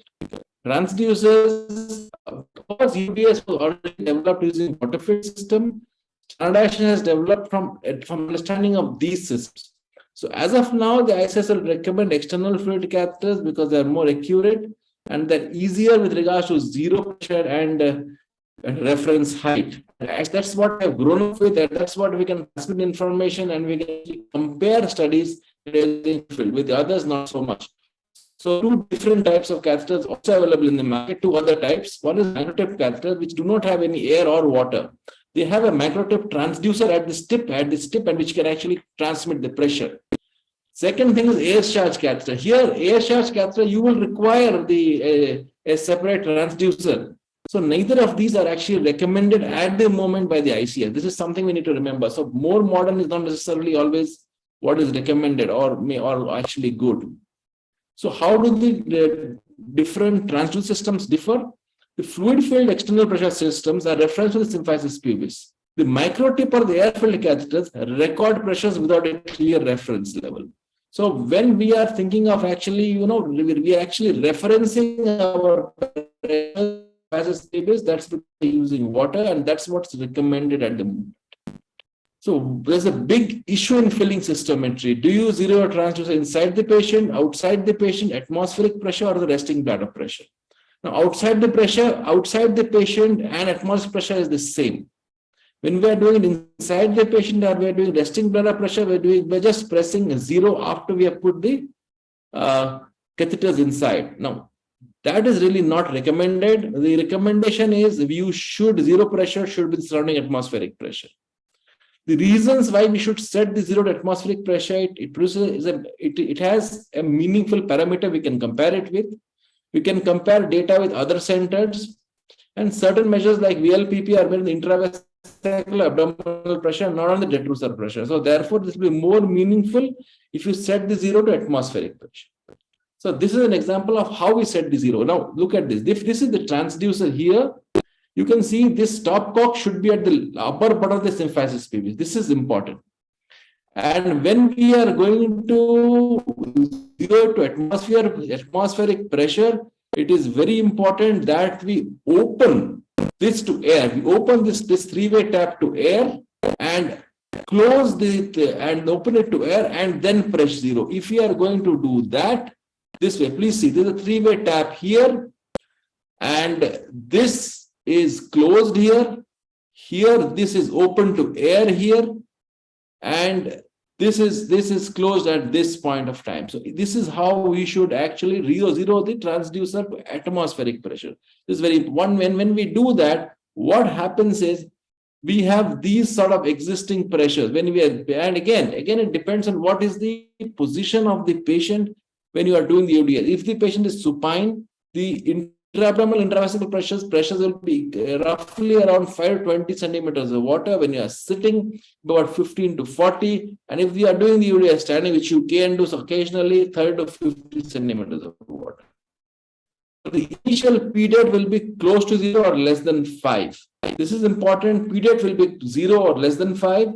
And the P-abt and the P-vest would be in this range, as depending on what position the patient is in.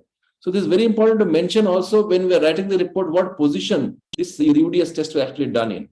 So bladder filling, we use saline. It should be at room temperature, preferably, or you can use saline at about body temperature. The filling rates can be 2, slow fill, that is less than 10, medium fill, or you can have a fast fill. Fast fill is not recommended because it stretches the bladder and you can get an artifact. Now, how do you know what is the filling rate? So it is important, as I will explain later, to do a bladder diary before every case of UDS. If you do a bladder diary, you can roughly know what is the maximum capacity or the functional bladder capacity or maximum water volume, and then you can titrate this filling rate to that patient. This is very important. So you can use sterile water, you can use normal saline, or if you are using video dynamics, you can use contrast with saline. It should be at body temperature, but it's more practical to use at room temperature because it's very difficult to keep the fluid warm. We can do it, of course, if we wish to. Always you should have a computer display, and the ICS recommends that the P-abt is at the top and the P-det is at the 3rd floor. Why? Because sometimes when there's high pressure, the P-abt and the P-vest may go out of the graph, but it's very important that we know the P-det. So the P-det should not be at the top. Of course, you can change this. Ideally, you do not have the P-det at the top. You have the P-det in the middle of the graph. So even if the pressure rises above 100, it will still be somewhere in the graph. So before we start, practically, you ask the patient to do a free uroflow. Record this free uroflow. Assess the residual volume. And then when we start, you must assess with a cough to record the initial quality of trace, and with every 50 ml of filling before and after voiding. So we know that the catheters are balanced at all times, and it is actually, they are live. So patient position may be supine, standing or sitting. Ideally supine or sitting. Standing is very rarely done. So you need to have some essential clinical skills of UDS. The students, they should have a sound knowledge of anatomy and physiology. We should be able to assess the patient on the day of the UDS and confirm urodynamics questions to be answered. We should be able to insert the urodynamics catheter using aseptic no-touch technique or a clean technique for the bowel or vagina. When inserting the rectal catheter, we should ensure that the patient doesn't have a loaded rectum or fecalith. This may influence urodynamics findings. All the time during urodynamics, have a continuous dialogue with the patient in order to assess if the symptoms are reproducible. We must assure quality control. And if needed, we must alter technique if need be during investigation as per the need. Before filling, you must check the initial pressure is acceptable. I've already explained that. During filling, neither PVS nor PAP should decline. If you suspect a problem, fix it. Don't wait, because the entire study will be erroneous if you don't fix the problem as and when we notice. So this we have already discussed. The PVS should be around 5 to 50, PAP 5 to 50, PDAT ideally 0 to 5. Occasionally it can be slightly negative. That's acceptable. And when the patient coughs, you should have a bimodal, sort of a biphasic blip that shows that the catheter and the transducers are live. So coming to urodynamics, why urodynamics? Why? Because we need to define the functional state of the lower urinary tract. And again, when we talk about neurogenic bladder, which is one of the more common causes of UDS, we must remember that neurogenic bladder is not a disease in itself. It's a manifestation of the neurological lesions. Etiology are varied, and the long-term prognosis can be very varied as well. Minimum discomfort, there may be renal failure and death. Again, the expression also is diverse. That can be loss of bladder contraction, that can be extreme overactivity of bladder contraction. So we need to define, we need to know for that particular patient what is happening. The aim of urological treatment in all these patients is to maintain, in all patients in fact, but where we have bladder problems, is to maintain a low pressure, safe bladder reservoir, make sure that adequate emptying. Either the patient can self-void or can do CIC. We need to screen for urological abnormalities and enhance the quality of life. This is most important. So I just give a very short classification. If you're going to talk about neurogenic bladder, we need to know what it is. We can have a suprapontine lesion, we can have a spinal lesion, we can have a sacral or infrasacral lesion. When we have a suprapontine lesion, there can be two types of bladders. It can be overactive detrusor, and it can be a hyperactive or a normoactive sphincter. With a suprasacral lesion, we have overactive detrusor and overactive sphincter. With the infrasacral lesion or a sacral lesion, we will have underactive detrusor, either a normoactive sphincter or an underactive sphincter. The most dangerous, of course, is when you have a suprasacral lesion and infrapontine sacral lesion, when there's overactive detrusor and overactive sphincter. So the outlet is obstructed and there are high pressures in the bladder. This can cause upper tract deterioration very quickly. Of course, it can also happen with suprapontine lesion, less likely to happen with a sacral or infrasacral lesion. It's a very basic classification system. If we know this, we can more or less categorize the patient wherever we want. So as I've said, suprasacral lesion, sensation often intact. There may be neurogenic detrusor overactivity, and there may be DSD, detrusor dyskinesia, high pressure, voiding pressure to overcome DSD, upper tract deterioration. In a sacral lesion, highly compliant decontractile bladder, is conserved, not void spontaneously, so CIC will help you. So these are classical signs. Most of these patients will have actually mixed bladders. And the bladder, remember that bladder dysfunction may have no correlation with the level of the bony lesion. UDS is mandatory, you should always do it. So we need to, as I already discussed this, reproduce the symptom during study, assess for risk factor, and provide documentation of the disease. So safe bladder, this is important. If we take back one lesson from today, it's very important to have a safe bladder for all patients. Low pressure reservoir should not be compliant. There should be good it should no reflux or poor compliance. There should be no functional obstruction to drainage, no upper tract dilatation. So if these three are fulfilled, the renal failure or a pyelonephritis is unnecessary. Now there's 40 centimeter of water. What is this 40 centimeter we talk about pressures? This was actually following the study by Magyar. I will come to it. So I have this study here. I'll come to it. Magyar study. When Magyar did a study on some patients, he said he just divided the patients who had a sort of bladder pressure of more than 40 centimeters during the resting phase. They were more likely to have upper tract deterioration. And those who had less than 40 centimeters, they were less likely to have upper tract deterioration. However, this cutoff is arbitrary. Now we know prefer less than 20 centimeters of water for all patients. UDS, when at presentation, whenever the patient comes to you, all children with hydronephrosis. As early as possible. I know it is difficult at even 3 months of age, but you need to detect DSD early, and you need to also detect poorly compliant bladder. And you need to tell the patient if there is a correctable abnormality, like a myelomeningocele or something, if it can be corrected to a large extent, we can improve bladder function. They should undergo neurosurgical intervention in a good center. So objective, we have already gone through this. What we need to do is to frame the UDS question, good urological history and physical examination, a good wording diary, and we review the imaging studies. Very important. So we must have a good history. and make sure the history contains the previous radiological history, any previous surgery, current urinary symptoms, storage, voiding, incontinence, and see if there's any altered bladder function. Also check for sexual history.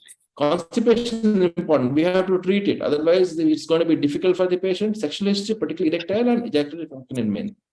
Do a physical examination, do a focused neurological assessment. What is meant by that? This is something that is often asked in an examination. It means assessment of ambulation, mental status. Check for the cutaneous stigmata for spinal dysraphism, motor strength, sensation, reflexes. When you talk of reflexes, bulbocavernous reflex, anal reflex, motor reflexes. This is something we need to check. But do remember that bulbocavernous reflex may be absent also in up to 20% of normal individuals. Its absence does not mean that the patient has a neurogenic bladder. Right. Motor reflexes we need to check for checking overactivity. Have a voiding diary, daytime frequency, nocturia, check maximum volume. 24 hours urine production is important. Check for nocturnal polyuria. Total food intake important. If the patient on CIC, have a CIC diary. These are very important. This is how a voiding diary looks like. See the upper tract. See the post is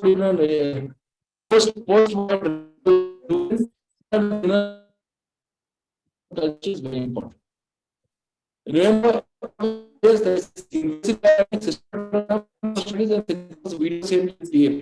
European it is always recommended that as a prerequisite.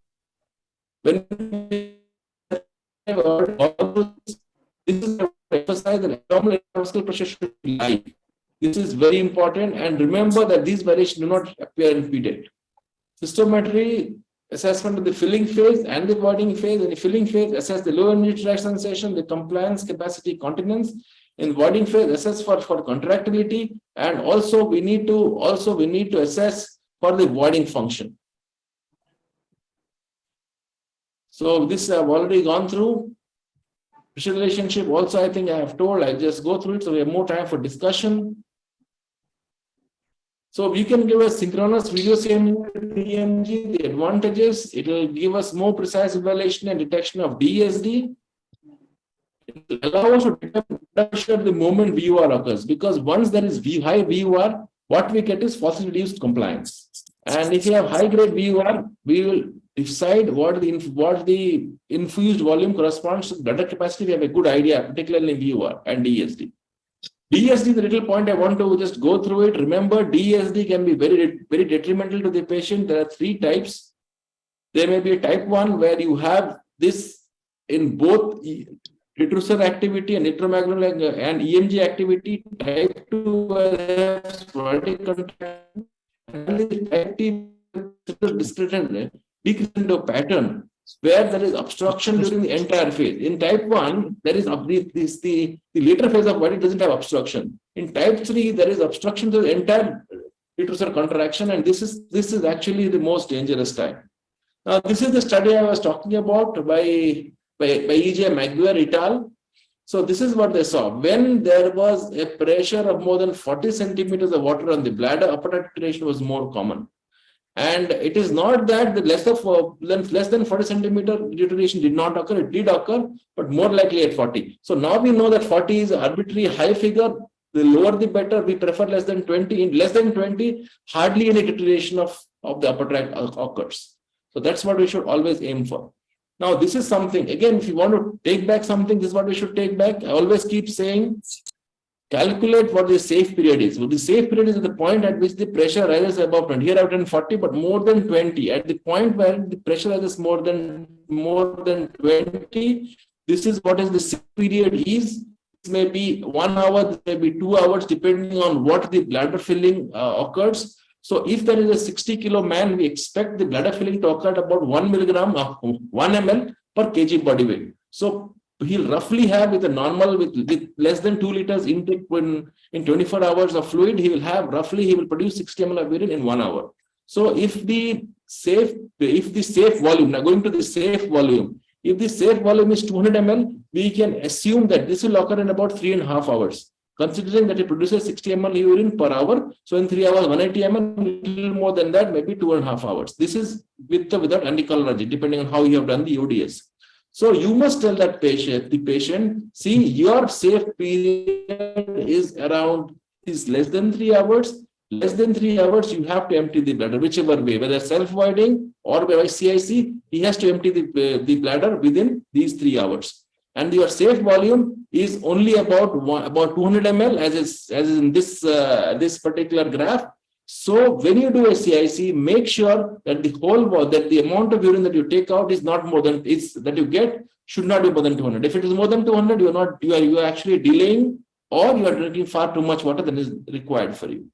So this is what we need to explain to the patient, this concept of safe volume and safe period. Now, is a follow-up UDS needed? Yes, actually, if the surgery has been done for spinal dysraphism, bladder function is usually stable. But what happens is, even after surgery or in patients who do not have surgery, what we need to remember is, see, the spinal cord when the child is born is at a particular level, it's a very low level. It's at around L4, 5. What happens when the child grows up is, as the child grows up, the spinal cord ascends up. It goes up, and only the chorda equina is left at that level. But what happens in sort of a myelomeningocele, there is generally a tethering. There is the spinal cord is stuck to a particular level, either to the skin or to the meninges. And when the child grows up, there is tethering of that tethered cord causes traction on the cord. So this can cause not only low motor neuron type of symptom, but also mixed symptoms, upper motor and lower motor neuron symptoms. Mixed symptoms can occur. So this is when we need to do UDS and tell the parent that this child requires surgery to detether the cord. Once we do this surgery, the bladder function is generally stable. But what happens is, sometimes late retethering can occur due to additions. We know after surgery, additions do occur. So if there is a change in the bladder function after surgery, maybe after 6 or maybe 1 year later, it may indicate retethering. This is the point when you require an MRI again to see if there is tethering again. But because it occurs in about 15 to 20% of cases, secondary tethering can occur. This is something we need to know. And that is why these patients need follow-up UDS even after surgery, at least once, maybe a year or 1.5 years later. So this is for the students. This is the trace. Can we comment on the quality of this tracing? See, if you look at it, this is actually a reasonably good quality tracing. You have the PVES. PVES is quite okay. You can see that it has started at around 20, 25, 30 centimeters. And same thing, what we don't have is, we don't have whether the patient was sitting. We don't know the position of the patient, and the P abdomen loss are good. And if you look at the PDET, that is around 0 to 5. And each cough, there is some cough here. With each cough, there is a biphasic spike, goes up and goes down, which means the transducers are well balanced, and that the recording is live. And finally, we can see a good uroflow tracing at the end of it. So reporting of UDS, how to report UDS? I am really thankful to Dr. Joy for these slides. It's very important that when you have to include the clinical, when you report clinical features, history, pretest, dipstick analysis, the frequency volume chart analysis, UDS result, and the follow-up arrangement. These are the important things that you need to mention in your report. You need to mention all this in the initial history when you make a report. And then when you examine, or you also need to mention these examination findings. You need to mention the bladder diary, whether it's completed. Ideally, every patient undergoing UDS should have a bladder diary. What are the results and how it was helpful in your UDS? And in the filling point, when you write, you should mention the retrocerebral function, if there was stable or there was any phasic retrocerebral overactivity, or the phasic, terminal, compound, provoked, unprovoked, all these you need to write. We need to write leakage if it was there, compliance normal or poor, bladder capacity normal reduced, again sensation normal reduced to increase, and whether these symptoms are reproduced. The symptoms the patient had, whether reproduced during the study. Again, you need to write all that. And voiding phase, you need to mention the Qmax. PDET Qmax is very important, more than the Qmax itself. That's the Qmax. What was the Qmax at the maximum retrocerebral pressure? The flow pattern you need to mention. And of course, these BOI and BCI are all which actually comes in the with this software now. The women are in a slightly different category, because in women there is not one normal. There are so many normals, and we don't really have the baseline. We're not really sure what the actual pressures should be in a woman even now. And we should mention that after contractions, any cough-induced testosterone overactivity was there or not, and then we should mention the post-birth restful urine. If you're doing a video, again, we need to mention bladder shape, whether it's normal, the trabecular, or any diverticular. We need to mention whether the bladder neck urethra open during voiding, whether there is leak, and whether any obstruction was there. And again, we need the reflux or no reflux, and the PVR, of course. So the reporting should convey the information that is accurate, relevant, and important. It should result in a diagnosis, and finally result in a management plan. So conclusion, we can do a long-term surveillance with urodynamics every 1 to 2 years. Check, find bladder with poor compliance. Check, find for DESD. Check, find for reflux. Low-risk patients, you may not do a UDS all the time. You can just follow up with screening of upper tract renal function. But high-risk patients, you definitely need to repeat UDS at regular intervals, preferably every year. Compliance with CIC, bladder bowel management, and bladder and bowel management is extremely important. When we tell the patient for CIC, we should tell the patient to drink around 2 liters, not more than that. And depending on his safe period and the safe volume, indicate to him how many times to do CIC. Thank you so much. I think that's my last slide. We can continue with this discussion. I'll just stop sharing. Yeah. Thank you. Thank you, Arvind. Excellent presentation. Yeah. Can I ask Dr. Tiwari to proceed with the neurogenic bladder? And thanks, Arvind, for making this discussion very useful. You have made a very boring topic to an interesting topic. Thanks a lot. Is Professor Tiwari is here? Yes, yes. Good afternoon, everybody. Thank you, Dr. Arvind has done a lot of, has made my work easy. He has given a basic review of the aerodynamic techniques, indications, and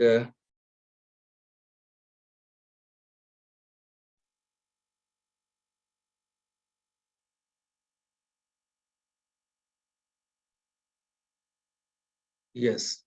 So I think from the right from our MBBS days, we are learning these about the nerve supply of the bladder. The thoracolumbar part via hypogastric nerve carries the sympathetic nerve to the bladder muscle, and that facilitates the filling of the bladder by relaxing the detrusor. And S2, S3, 4, from where the pelvic sensory as well as parasympathetic nerves goes to the bladder detrusor muscle, which facilitates contraction. And from S2, S3, S4, on of nucleus, we have pudendal somatic nerve, which goes to the sphincter and controls its activity. And the whole this micturition cycle reflex is controlled by higher centers in the pons and the cerebral cortex. So whenever any nerve through this tract is damaged at any point of time, we get neurogenic bladder. The storage and the voiding process gets deranged, and that manifests as symptoms. So Dr. Arvind has rightly pointed out that before undertaking urodynamic study, we must take a complete history, complete physical examination, do all the non-invasive tests before formulating the urodynamic question. What you want to know from the urodynamic test, whether if there is a storage symptoms, or whether it is voiding symptoms, or if there is a mixed symptoms, then what you test we will apply among the urodynamic test to arrive at the final diagnosis. Because symptoms and at times the level of the lesions do not correlate with the aerodynamic findings, and the management depends on the correct aerodynamic abnormalities. So urodynamic test is very important in case of neurological diseases or traumatic cases of the spinal cord or the brain, or some operations have been done on the spinal cord for some diseases. Then we get patients with neurogenic bladder. So as I discussed, the storage phase comprises 99.8% of the 24-hour goes for the storage of the urine. Only when we void 6 to 8 times per day and for 20 seconds per voiding in the case of normal void, so it occupies only 0.2% of the 24-hour goes to the voiding phase of the micturition cycle. This the Dr. Arvind has discussed the suprapontine lesion, the spinal lesion, and the possible the urodynamic abnormalities you may get during the test in the bladder as well as the sphincter. So I will say that the correct terminology for the neurogenic bladder is should be neurogenic lower urinary tract dysfunction, because it doesn't involve the bladder only. It also involves the sphincter, which plays a very important role in the micturition cycle. So this we have already discussed that the level of lesion, level of injury does not correlate with the symptoms and the urodynamic findings. So history taking, they have all, Dr. Arvind has emphasized how to work up a patient for urodynamics. And this is the EU recommendation that perform a urodynamic investigation to detect and specify lower urinary tract dysfunction. And if needed, because urodynamics, while we are performing urodynamics, it is we are aware there is some voluntary influence over the urodynamics. So sometimes the results may be wrong in the first test. So you may need to repeat the test at the same time to confirm the findings. Non-invasive testing such as uroflow is very important before invasive urodynamics is planned. Video urodynamics for invasive urodynamics in neurological patients, if this is not available, then we can do feeling cystometry and continuing into the pressure flow study along combining it with the MCU. So in storage phase, we evaluate the bladder function mainly, and it is done by feeling cystometry, and urethral function is evaluated by UPP and leak port pressure. So this is the feeling cystometry. I think we have got two students, Dr. Pathak and Dr. Srivastav. Will they like to comment on these tracings of the feeling cystometry? What informations they are getting from this tracing? Dr. Pathak? Any student, anybody who wants to comment on these tracings? Yes, sir. You are? Please introduce yourself. Sir, I'm Dr. Sudeep from IPGMR Urology. Yes, yes. You have got a very good Lebri machine, I think, urodynamic machine at IPGMR. Yes. So yes, sir. You can comment. You can comment on these tracings. What informations you are getting from this? Sir, first we have to check the whether the feeling cystometry is done and the urodynamic is tracing is adequate or not. For checking the adequacy, we have to see the labels, and I can't see any label. And we have to see whether the probes are in position and the transducer are working. No, so, what you are getting from these tracings, that what informations, there may be some informations not available on this tracing, but what are available? Please point out what informations you can get from this tracings. So there is a the TRUSAR overactivity, we can say, which is phase 6. Where is the overactivity? Sir, the pre-abdomen is not raised. The PDET and pre-vesicle are raised at very intervals. I think let us. So, what informations we are getting from this chart? At least we can say that the bladder capacity is 350 ml. There is no obvious DO is available. We can get some idea about the compliance of the bladder, which how you get the compliance, calculate the compliance.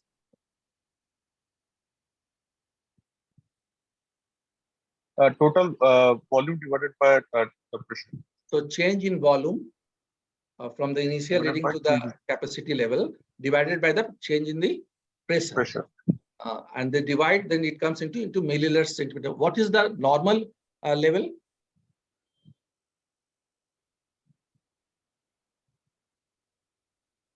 of compliance.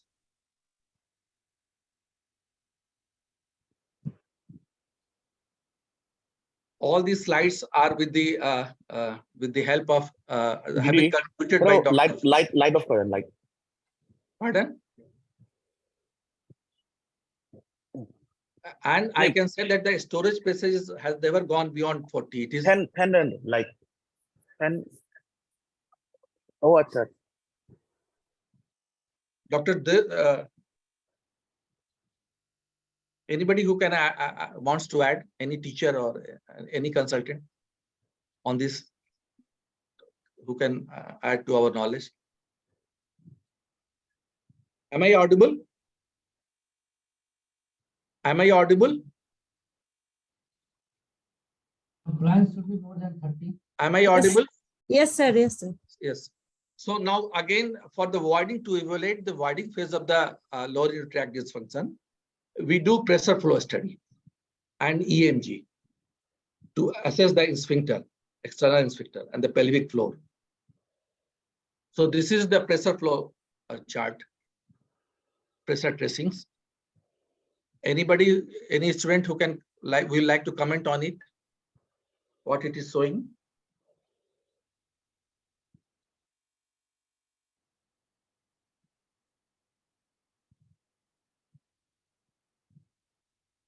Dr. Joy. Dr. Joy. Everybody responsibility, nobody responsibility. Specify the name, please, Tiwari ji.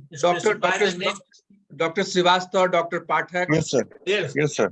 So be on the line, on the question mark, not sleeping. Yes. So can you read these tracings? What information they are giving? I can't see the label, sir, but I can see. No, they are all given on the right hand side of the screen. Everything is written. The border, the curve at the tracing at the bottom is showing the uroflow. Yes, sir. It is maximum is 4 ml per second. Maximum is 4 ml per second. To achieve that flow, the maximum detrusor pressure is 180 centimeter of water. Okay. Yes, so what information you can it is a high pressure low flow, or what calculations you can do? So it is a high pressure low flow urodynamics. So what are the indices we use to calculate? We use to establish obstruction, whether it is obstructive or non-obstructive. Bladder outlet obstruction index, that is PDEC Qmax minus 2 Qmax, and the bladder contractility index, that is PDEC Qmax plus 5 Qmax. Yes, if it is BOI is more than 40, it is regarded as obstructed. And another index you can, bladder contractility index. Why? For what it is done? BCI. Why we calculate BCI? To see the whether there is a detrusor is functioning well or not. When you can calculate it by adding PDEC Qmax to the 5 times Qmax, and if it is less than 100, then detrusor is underactive, regarded underactive. So these are the testings, we specialized testings we do while doing urodynamics. So in urodynamics, we try to conclude that whether the function of the bladder and sphincter is normal or anything is abnormal. Whether there is overactive detrusor during filling, whether it is incompetent urethra during filling, whether it is underactive detrusor during voiding, obstructive urethra during voiding, and also sensation capacity and PVR we estimate. So this is a case history. 77-year-old man, Parkinson's disease, 11-year history of disease. Both storage and voiding symptoms are there. There is obvious rigidity and some tremor. Prostate is benign, approximately 30 grams. So what investigations would do? What is the problem with this patient? What you want to know in any student, Dr. Pathak, Dr. Srivastava, those who have been in our sessions, allotted urodynamic session. Yes, sir. We have to see the what is the condition of the bladder, whether it is a high bladder system during voiding, because there is a problem. What urodynamic abnormalities do you expect in a case of Parkinson's disease? Sir, there may be that is overactive with smooth sphincter synergic and straightened sphincter dysynergia. Pseudo dysynergia. Why is sphincter dysynergia will be there? Because of bradykinesia that occur. Yes, bradykinesia, slow relaxation of the sphincter may be there. Yes, sir. So this is the aerodynamic tracings done in that patient. Will you like to comment? The voided volume is around 105. The Qmax is 4, and Yes. the P-detect Qmax is 180. Yes. And the bladder outlet index is about 172, and Yes. bladder contractility index will be around. So how will you manage this case?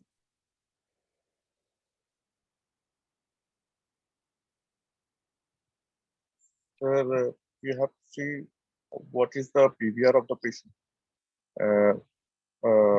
What is the main complaint of the patient? Whether the patient has only urgency storage symptom The or mixed symptoms are there. Whether what is the prostate size of the patient? If the prostate is the primary cause of this, or the disease itself is the primary cause for this findings that we have to see. So will you like to operate on this patient for prostate? If there is prostate is enlarged and prostate is the primary cause of this, then we can operate, as Parkinson's disease itself is not a contraindication for doing an PR.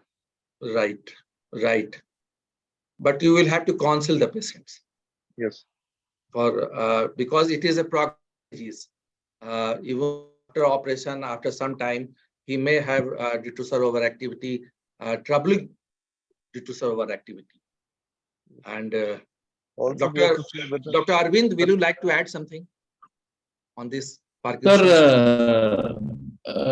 Sir, but if it's obstructed, we can always go ahead and offer him surgery. Some of the detrusor overactivity traces, they might generally, after the relieving of obstruction, they might stabilize. It's not necessary that it will be there.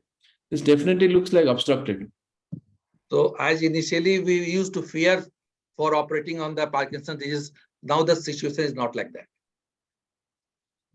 We can treat that as well. We have drugs which we can treat the overactivity. Yes. Dr. Joy, will you like to add something? Yeah, same, sir. We can go for operation after proper counseling, and we can add up. Thank you. So this is another tracing. Hello. Yes. Sorry. I'll only add that once you have treated this patient medically fully and that has failed, only then venture for this operation. This is a fluctuating situation, and patient may land into incontinence and you'll blame for your operation. Due to disease progression of the Parkinson's is not a stable disease. Yes. Incontinence will be blamed blame will come on the surgeon. So please see that adequate medical treatment for adequate duration is given, and he has not responded and is willing to for operation. Then only touch the patient, not also urodynamic finding. That's why counseling was added. Yes, counseling was added. That is the clear-cut message should go to the student. Yes. CMG and operation is not the idea. Idea is that his medical treatment is given adequately, and that is failed. Yes. Yes. Yes. So there's one small point I'd like to add. When we talk about Parkinsonism, there are 2 points. We need to have a correct diagnosis perfect with this Parkinsonism, and there is this group of diseases called Parkinsonism plus. which includes Scheidler syndrome, progressive supranuclear palsy, and all that. In that group of Parkinsonism plus, do not touch the patient. Whatever happens, don't touch, because they are progressive diseases, and they invariably, the patient has a poor prognosis. They actually pass away in 2 to 3 years. No, don't operate at all. Secondly, as Sir said, as Ranbir sir said, treat medically completely, because many of these patients have a weak external sphincter also. I mean, the external sphincter also behaves. Many of these external sphincter relaxation will occur quickly rather than late. So these obstructive findings may reduce also with adequate treatment of Parkinsonism. That is something which we need to do first before operating. I totally. Yes. There are two groups of patients, one of pure Parkinsonism and another group of neurological patients who have Parkinsonian-like symptoms. So first treat the Parkinsonism with the drugs and medical management for BPH. If they do not respond and they are still obstructed, then they can be operated. So because there are a series of patients reported in the literature with contradictory results. Now, this is the patient of a sacral spinal cord lesion whose feeling cystometry is here. So any student who can comment?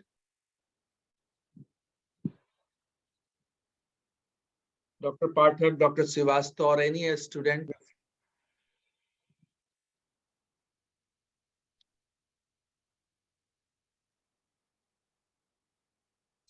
So it is a very poorly compliant bladder. This bladder is very poorly compliant, and the detrusor is not generating pressure, despite we are seeing the abdominal straining pattern in the PI abdominal curve, and there is a leakage, during filling phase because of detrusor overactivity. And what is DLLP, Dr. Srivastava?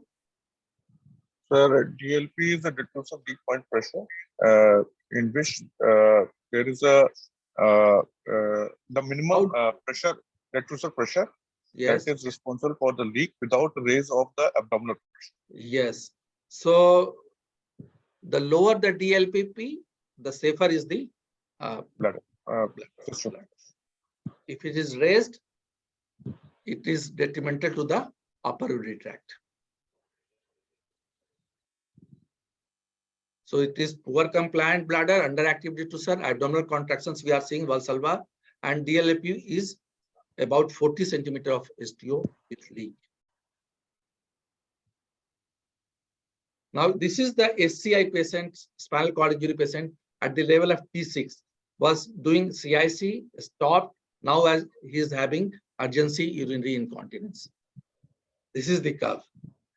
And this is the video of the bladder, video cystogram. So anybody who will like to comment?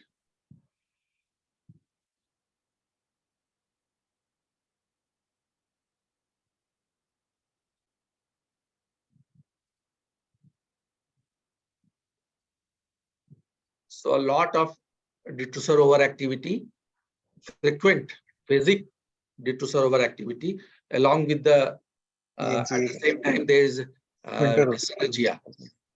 Yes.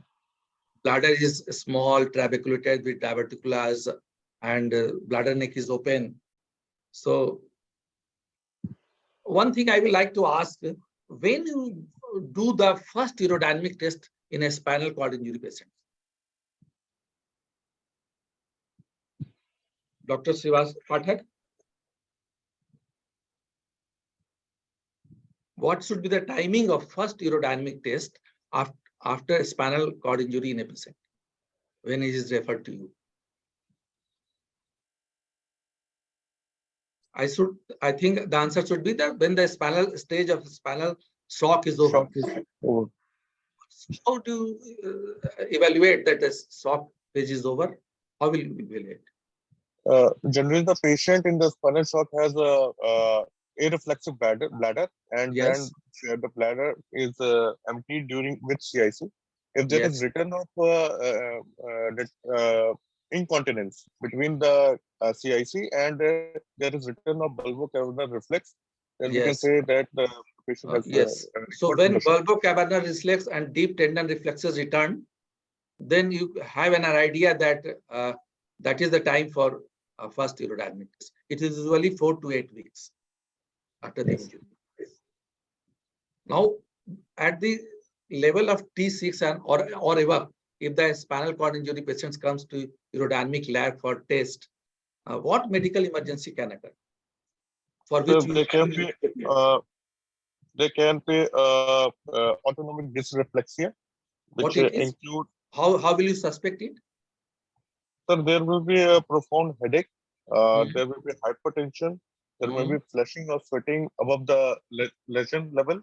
There will be bradycardia. How will you manage it? It is an emergency. Yes, sir. Actually, such patients should have an IV line before doing it. And before doing it, we have to give prophylactic nifedipine. And if it had occurred, then we have to treat with the nitroglycerin. 2%. And as if you have put the catheter, empty the bladder immediately and remove the catheter. Yes, sir. Yes. Immediately. No more. Empty the bladder. No more.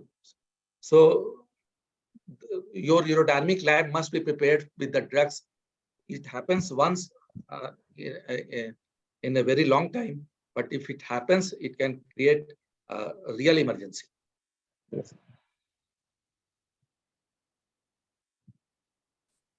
So now this is the case of 26-year male with meningomyelocene and the video urodynamic study. This is the typical in the cystogram. This is the typical picture. What it is known as? This appearance? Christmas tree. Christmas tree pattern. Christmas tree pattern. So what does it is showing? It is showing dysynergia. Dysynergia. Because how you are suspecting dysynergia in this case? Because the posterior urethra is dilated. Yes, sir. Posterior urethra is dilated. So that is suggestive of, and this is the picture. So as suggested by Dr. Arvind, meningocele or spinal dysraphy patients, they must undergo urodynamic study in the childhood itself before these sorts of things, complications happen. And then these patients need repeated urodynamic investigations because the chances of upper urinary tract deterioration in these cases is very high, even with a minimum of symptoms. So these patients should be regularly, and what you will see in these patients, what is the aim of management in these patients? What is your decrease the bladder pressure during the storage phase or voiding phase. Secondly, to prevent the reflex in the ureter, and that can damage the kidney. And regular CIC. So the first priority is to maintain the kidney renal function by decreasing the intravesical filling pressure below 40 centimeter. Sometimes, as he suggested rightly, that it is 40 is an arbitrarily, even less than 20 is ideal. And then the next priority comes that you have to keep these patients continent if they are incontinent. And third, you have to also take care of their sexual functions, his 26-year male, and also take care of his bowel functions, who are usually deranged along with the voiding symptoms, urinary symptoms. So you have to take a holistic approach of the management of these patients to rehabilitate them with a good quality of life. Anything, Dr. Arvind, you would like to add here? Any message you would like to give? Dr. Joy, will you like to add something? Yeah, Dr. Arvind has already given classification of DSD. Here it is a type 2 DSD. Have you seen the EMG line? And I mean for the students. And just have a look at the green line, the PDET. There is gradual loss of compliance. And here is the permission. After the patient is given permission to void, he was unable to void.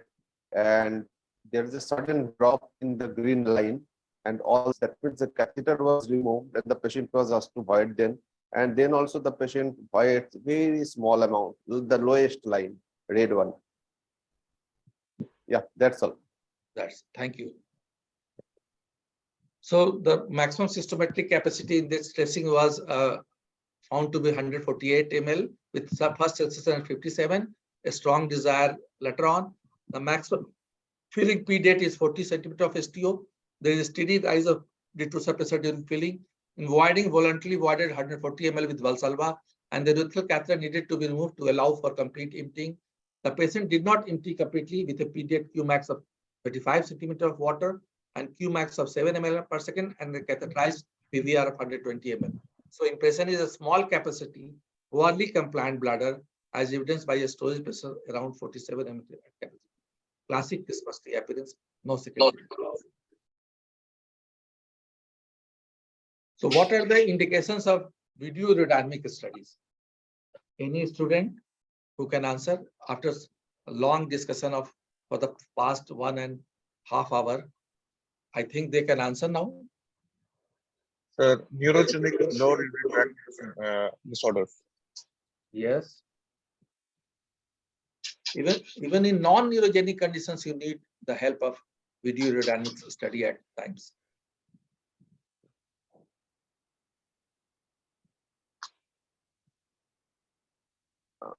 Conditions related to female. Yes. So these are the some situations where you need video urodynamic study to diagnose lower urinary tract dysfunction. So how it helps in the management of video urodynamics? It evaluates the risk of upper urinary tract dysfunction. The renal function is one of the most important. Recurrent UTI, management of incontinence. Urodynamic changes are often predictable, but only the test can give you the real scenario. And there are non-neurological conditions also, just such as bladder outflow obstruction in males, CUI in females. At times, they need urodynamic test to plan the management. So evaluate UT risk, managing symptoms, incontinence, UTIs, to look for any predictable UDS changes and to confirm that neurology is the only part of the problem. Thank you. Thank you, everybody, for patient hearing and participating in this discussion. Dr. Jai, you would like to add something? Thanks, sir. Thanks, everybody, sir. You have made it very interesting. That's a boring subject. Otherwise, in urodynamic study, usually what we do in our clinics or some technicians are doing it, and we just write the reports. But actually speaking, if we want to do our true urodynamics, then we have to spend time with the urodynamic machine and the patient, and then only it will be a meaningful report. Thank you, and that's my message. And thanks everybody for joining here. Thank you, Dr. Chakravarti. Thank you, Professor Tiwari and other teachers. Though it's everybody saying it's a very boring subject, but I think this is a very pertinent and integral part of the training in our urology. So thank you. You have taken it very precisely. I will be happy the students are benefited out of it. With this, I invite everybody for our midterm conference, first midterm conference at Calcutta National Medical College, the 18th, 19th, and 20th. There will be mock test. I ask and advise all the students, those who are in at least in third year, to join the examination from different parts. I know students from fall will not be able to come, but from rest of the place, students are requested to participate in this examination, because most of the examiners, those you will face during your real NCs in the examination, you will get the idea about their approach to the students regarding examination. So all of you, please be in touch with the association and you report timely with 18th evening. Thank you very much, sir. Thank you. I request Professor Ranjit Prasad Singh to say a few words if he is still there. I think today's discussion was very fruitful.